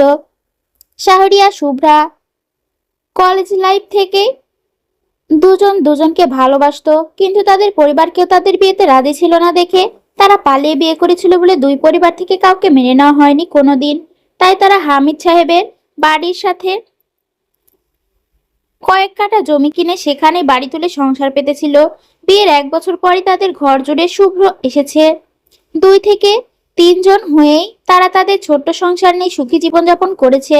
হঠাৎ একদিন খবর এলো লতিফা বেগম আর আখি বেগম একসাথে প্রেগনেন্ট হওয়ার কথা। তাদের কথা শুনে ইসলাম বাড়িতে খুশির বন্যা বয়ে গিয়েছিল। আনিসুল সাহেব বেশ অবাক হয়ে চেয়েছিলেন তার ফুটফুটে দুটো মেয়ে আছে, এবার জানি ছেলে হয়। আল্লাহ জানি পরিপূর্ণ করে দেয় তার আশা। সবার কাছে বলে বেড়াতো তার ছেলে হবে। লতিফা বেগম স্বামীর কথায় বেশ বিরক্ত হতো। সে বলতো আল্লাহ যা দিবে তাই নিয়ে খুশি হতে, কিন্তু আনিসুল সাহেব এর সে এক কথা, তার ছেলে চাই। লতিফা বেগমের বাবু হবে শুনে শুভ্র সবসময় লেগে থাকতো লতিফা বেগমের সাথে। তার ছোট ছোট হাত দিয়ে লতিফা বেগমের পায়ে তেল মালিশ করে দিত। বেশ দেখে শুনে রাখতো লতিফা বেগমকে।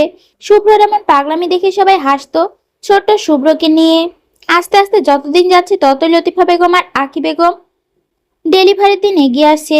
হঠাৎ একদিন রাতে আঁখি বেগমের পেটে ব্যথা উঠতেই তাকে দ্রুত হাসপাতালে নিয়ে যেতে ডক্টর বলে উঠল এখনই ডেলিভারি করাতে হবে। সেদিন রাতেই জন্ম নিল উজ্জ্বল শ্যামবর্ণের এক মেয়ে উজ্জ্বল শ্যামবর্ণের এক মেয়ে শিশু। শিশুর বাবার নাম মিলে রাখা হলো ছবি। আজমিরি বেগম নাতনিকে পেয়ে খুশিতে আত্মহারা হয়েছিলেন সেদিন।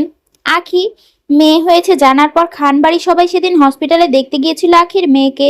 বাচ্চা দেখে ছোট লাবিব ভীষণ খুশি হয়ে ছোট ছোট হাতে ছবিকে কোলে তুলে নিতেই ছবি লাবিবের কোলে প্রসাব করে দিয়ে চিৎকার করে কান্না করেছিল। সেদিন লাবিব ছবির উপর বেশ রেগে গিয়েছিল, মুখ খুলে শুধু তাকিয়ে আছিল ছবির দিকে। শুভ্রা বেগম শুভ্রর দিকে ছবিকে দিতেই শুভ্র মুখ খুলিয়ে বলেছিল সেই মেয়েকে কোলে নিবে না, সে মেজ মামনির বাবুকে কোলে তুলে নিবে। কত শত জোর করার পর শুভ্র কোলে ছবিকে দিতে পারেনি।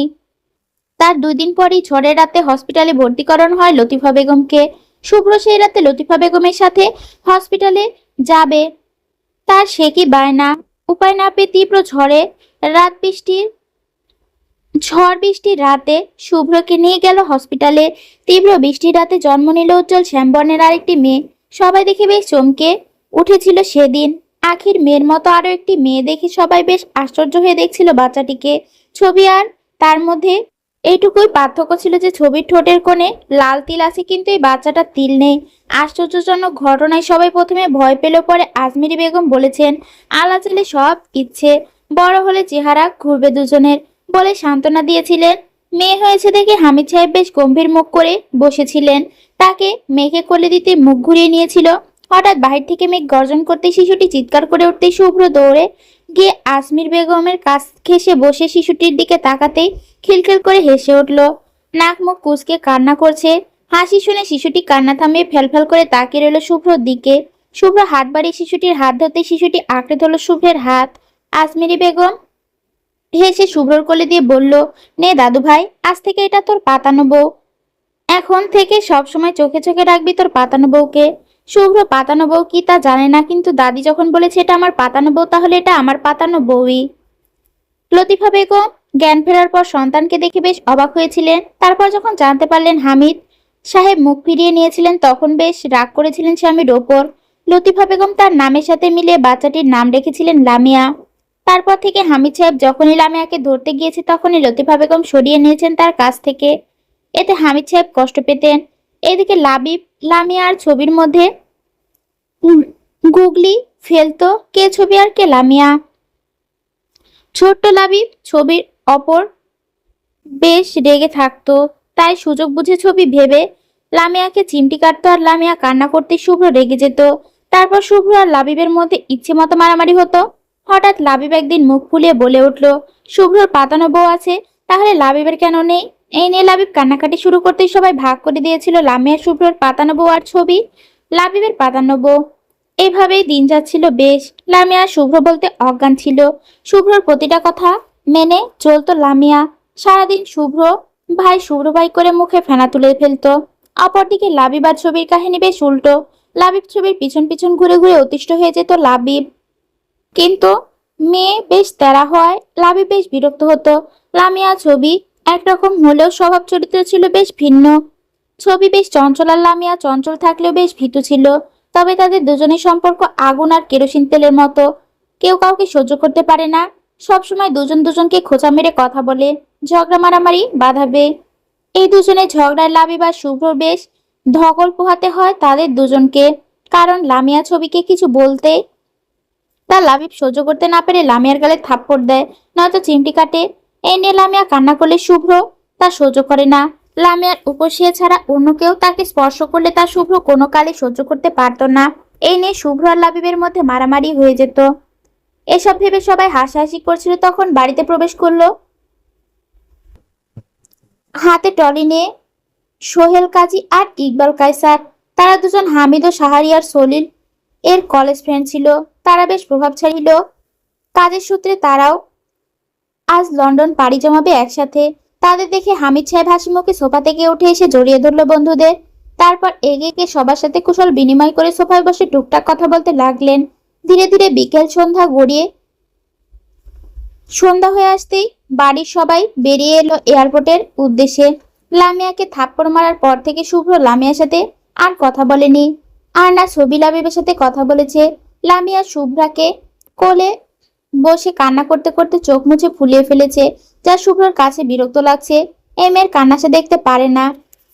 এই মেয়ে কি বুঝে না ভেবে শুভ্র পাশ ফিরে তার মায়ের কোলের দিকে তাকাতে দেখলো লামিয়া কান্না করতে করতে ঘুমিয়ে গিয়েছে। তাই সে বেশ সাবধানে শুভ্রার থেকে লামিয়াকে নিয়ে নিজের কোলে তুলে নিয়ে মাথায় হাত বুলিয়ে দিলেন। শুভ্রা নিজের দিকে তাকিয়ে দুষ্টু হেসে বলল, বাবা তুমি বললে তোমার বউকে আমাদের সাথে নিয়ে নিতে পারি, দরকার নেই, বেশ গম্ভীর স্বরে বলল শুভ্র। দেখতে দেখতে এয়ারপোর্টে এসে গাড়ি থামলো। সবাই গাড়ি থেকে বেরিয়ে আসলো।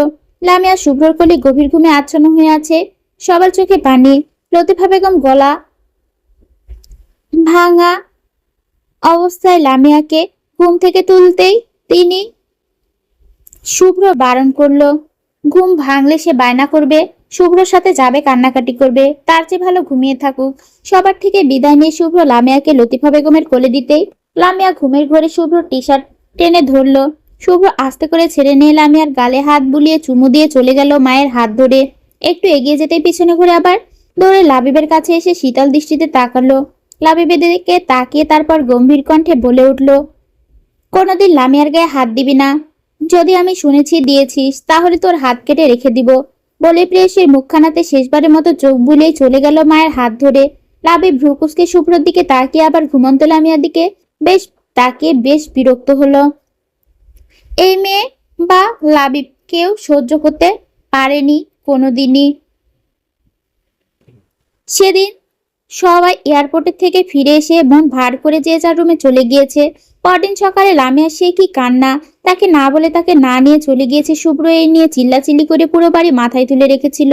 লন্ডন পৌঁছে সবকিছু গুছিয়ে উঠতে উঠতে শুভ্র আর ছবিদের বেশ কয়েকদিন লেগেছে। শুভ্রর পরিবার আর ছবির পরিবার সদস্যরা এক বাড়িতেই থাকতো। লতিফা বেগম শুভ্রাকে কল করলে সবাই ফোনে কথা বললেও শুভ্র লামিয়ার সাথে কথা বলতো না। ওইদিকে শুভ্রর সাথে কথা না বলতে পেরে লামিয়া কান্না করতো, তবুও শুভ্র কথা বলতো না। আস্তে আস্তে সবকিছু ঠিকঠাক ছিল। আস্তে ধীরে শুভ্র লামিয়ার সাথে কথা বলতো, এটা ওটা বলে বোঝাতো। তবুও লামিয়া ছবিকে নিয়ে মনে খুঁতখুঁত থেকেই গিয়েছিল। দিন যায় দিন আসে, বছর যায় বছর আসে। আস্তে আস্তে সবাই বড় হতে শুরু করলো। শুভ্র আর ছবিকে একসাথে স্কুলে ভর্তি করিয়ে দিতে শুভ্র আর ছবির মধ্যে আস্তে আস্তে বন্ধুত্ব তৈরি হলো। কিন্তু ছবিকে তেমন শুভ্র তার আশেপাশে ঘেঁষতে দিত না। সবকিছু মিলিয়ে ভালোই দিন কাটছিল সবার। হঠাৎ বেশ কিছুদিন ধরে শুভ্র খেয়াল করছিল সলিল আর শাহরিয়ার বেশ চিন্তিত হয়ে থাকতো। একদিন মাঝরাতে হঠাৎ তাদের বাড়িতে আগমন করে ইকবাল কায়সার আর সোহেল কাজী। মাঝরাতে তাদের দেখতে পেয়ে শাহরিয়ার আর সলিল বেশ রেগে গিয়েছিল। তাদের মধ্যে কিছু নিয়ে তর্কাতর্কি হয়েছিল। আঁখি আর শুভ্রা বেগম শুভ্রকে আর ছবিকে নিয়ে ঘরের মধ্যেই ছিলেন। হঠাৎ বিকট কিছু শব্দ পেতে শুভ্র দৌড়ে বাহিরে এসে দেখলো তার বাবার ছবি বাবার রক্তাক্ত অবস্থায় ফ্লোরে পড়ে আছে। শুভ্রর পিছন পিছন ছবি ছুটে আসতেই চোখের সামনে অবস্থা দেখে চিৎকার করে উঠল। ইকবাল আর সোহেল পিছনে তাকিয়ে দেখলো শুভ্র আর ছবি, আঁখি আর শুভ্রা দাঁড়িয়ে আছে। ইকবাল হেসে সোহেলের দিকে তাকিয়ে বলল, এগুলোকেও সরিয়ে দে, কোনো প্রমাণ থাকবে না। সোহেল নিজের হাতে থাকা রড তুলে তাদের কাছে এগিয়ে আসতে আঁখি আর শুভ্রা ছেলে মেয়েদের সামনে ঢাল হয়ে দাঁড়ালো। আঁখি পিছনে ঘুরে শুভ্রর দিকে তাকিয়ে কান্না গলায় বলে উঠল, পালা বাপ, ছবিকে নিয়ে পালা, পিছনে কি হবে তাকাবি না, পালা। আঁখির কথা শুনে শুভ্র কি করবে বুঝতে না পেরে ছবির হাত ধরে দৌড়ে সিঁড়ির ওপরের দিকে চলে গেল। ইকবাল পা বাড়িয়ে ওপরের দিকে যেতে চাইলে শুভ্র সামনে দাঁড়িয়ে আকুতি পাড়া কণ্ঠে বলল, ভাই প্লিজ, ওরা বাচ্চা, ওদের ছেড়ে দাও, দয়া করে তোমার পায়ে পড়ছি, দয়া করে ছেড়ে দাও ভাই। ইকবালের কাজে বাধা দেওয়ায় পাশ থেকে ফুলদানি তুলে শুভ্রার মাথায় সজোরে আঘাত করতে শুভ্রা লুটিয়ে পড়লো ফ্লোরে। আঁখি চিৎকার করে উঠে তার গলা চেপে ধরলো সোহেল। কোমর থেকে নাইফ বের করে আঁখির গলা বরাবর টান দিতে লুটিয়ে পড়লো আঁখি। শুভ্র উপর থেকে লুটিয়ে চোখ মুখ শক্ত করে সব দেখলো। চোখে থেকে দুফোঁটা জল গড়িয়ে পড়তে সঙ্গে সঙ্গে তা মুছে নিয়ে দৌড়ে চলে গেল আলমারির ভেতর। সেখানে চুপচাপ বসে ফুপিয়ে কান্না করছে ছবি।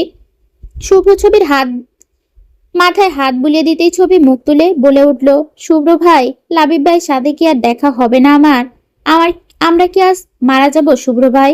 আমরা মারা গেলে লাবিব ভাই আর লামিয়া জানতে পারবে না কোনোদিন তাদের আমরা কতটা ভালোবাসি। এই অবস্থায় ছবির কথা শুনে শুভ্রর বুকটা কেমন জ্বলে উঠল। বারবার চোখের সামনে ভেসে উঠল তার প্রেয়সীর মুখ। 1 সপ্তাহ হয়ে গিয়েছে তার ছোট্ট প্রেয়সী তার সাথে কথা বলে না। প্রেয়সী যে অভিমানে কথা বলা বন্ধ করে দিয়েছে তা সে জানে। তবে আজ যদি তার কিছু হয়ে যায় তাহলে আর কোনোদিন তার প্রেয়সী অভিমান ভাঙাতে পারবে না, বরং উল্টো থাকে আরো ভুল বুঝবে হয়তো ভেবেই ছবির দিকে তাকালো শুভ্র। চুপচাপ বসে আছে দুজন। দরজা ঠেলে ভেতরে প্রবেশ করলো সোহেল আর ইকবাল। শুভ্র দ্রুত ছবির মুখ চেপে ধরে ইশারা করে বোঝালো শব্দ না করতে। সোহেল ইকবাল পুরো ঘর খুঁজে তাদের না পেয়ে ইকবাল সোহেলকে আলমারির দিকে এগোতে ইশারা করলো। আলমারির দিকে সোহেল তা বুঝতে পেরে শয়তানি হাসি দিয়ে রুম থেকে বেরিয়ে দরজা লাগিয়ে গাড়ি থেকে পেট্রোল এনে পুরো বাড়িতে ছিটিয়ে দিল। তারপর গাড়ির সামনে দাঁড়িয়ে দুজন বাঁকা হেসে সিগারেট মুখে পুরে গ্যাস লাইট দিয়ে সিগারেট জ্বালিয়ে দিল।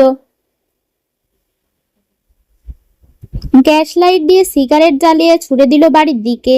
সিগারেটের আগুন পেট্রোলে পড়তেই দাউ দাউ করে আগুন ছড়িয়ে পড়লো পুরো বাড়িতে। ততক্ষণে ইকবাল আর সোহেল গাড়ি নিয়ে চলে গিয়েছে তাদের গন্তব্যে।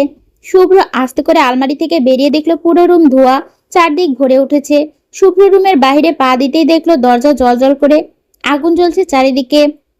কোথাও যার জায়গা নেই রুম ছাড়া। শুভ্র অসহায় এর মতো তাকিয়ে চারিদিক চোখ বুলিয়ে নিল। নিজেকে কেমন অসহায় লাগছে আজ ভেবেই দুফোঁটা পানি গড়িয়ে পড়লো শুভ্রর চোখ থেকে। ছবি আলমারি থেকে বের হতেই কেসে উঠল। শুভ্র ছবির দিকে তাকিয়ে দ্রুত ছবির হাত ধরে দৌড়ে বেলকনিতে নিয়ে দাঁড়ালো। এই দিকটায় এখনো আগুন তেমন আসেনি, তবে আসতে দেরি হবে না। শুভ্র ছবিকে বেলকনিতে রেখে দৌড়ে গিয়ে আলমারি থেকে শুভ্রার একটা শাড়ি বের করে বেলকনি রেলিংয়ে বেঁধে নিয়ে ছবিকে আগে নিচে নামার জন্য বলতেই ছবি ভয়ে কেঁদে উঠল। শুভ্র উপায় না পেয়ে ছবিকে পিঠে নিয়ে শাড়ি দিয়ে বেঁধে নিচে নামতে লাগলো। ছবি ভয়ে লেপ্টে আছে শুভ্রর পিঠে হাত দিয়ে, শুভ্রর গলা জড়িয়ে ধরে আছে। বেশ কিছু নিচে নেমে আসতেই শাড়ির গিট খুলে যেতে শুভ্র আর ছবি নিচে পড়ে গেল। তখনই বাড়ি থেকে বিকট শব্দ করে গ্যাস সিলিন্ডার ব্লাস্ট হতে এক টুকরো আগুনের ফুলকি শুভ্রর পিঠে এসে পড়লো। ছবি তাড়াতাড়ি করে হাত দিয়ে নেভানোর চেষ্টা করলে ছবির হাত পুড়ে যায়।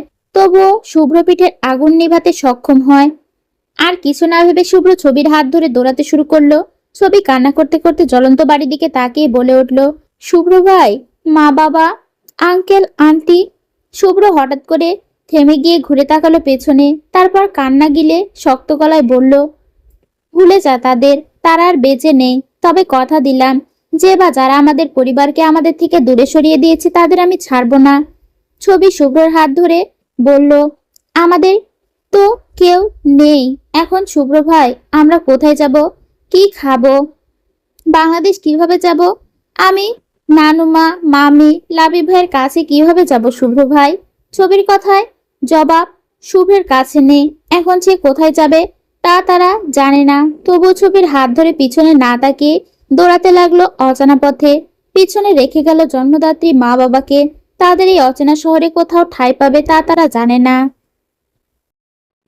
আজকের পর্বটা এখানে শেষ হয়ে গেল। গল্পটি তোমাদের কাছে ভালো লাগলে অবশ্যই লাইক কমেন্ট করে দিবে। আর গল্পটা পড়ার জন্য তোমাদের অসংখ্য ধন্যবাদ। আজকে আসছি।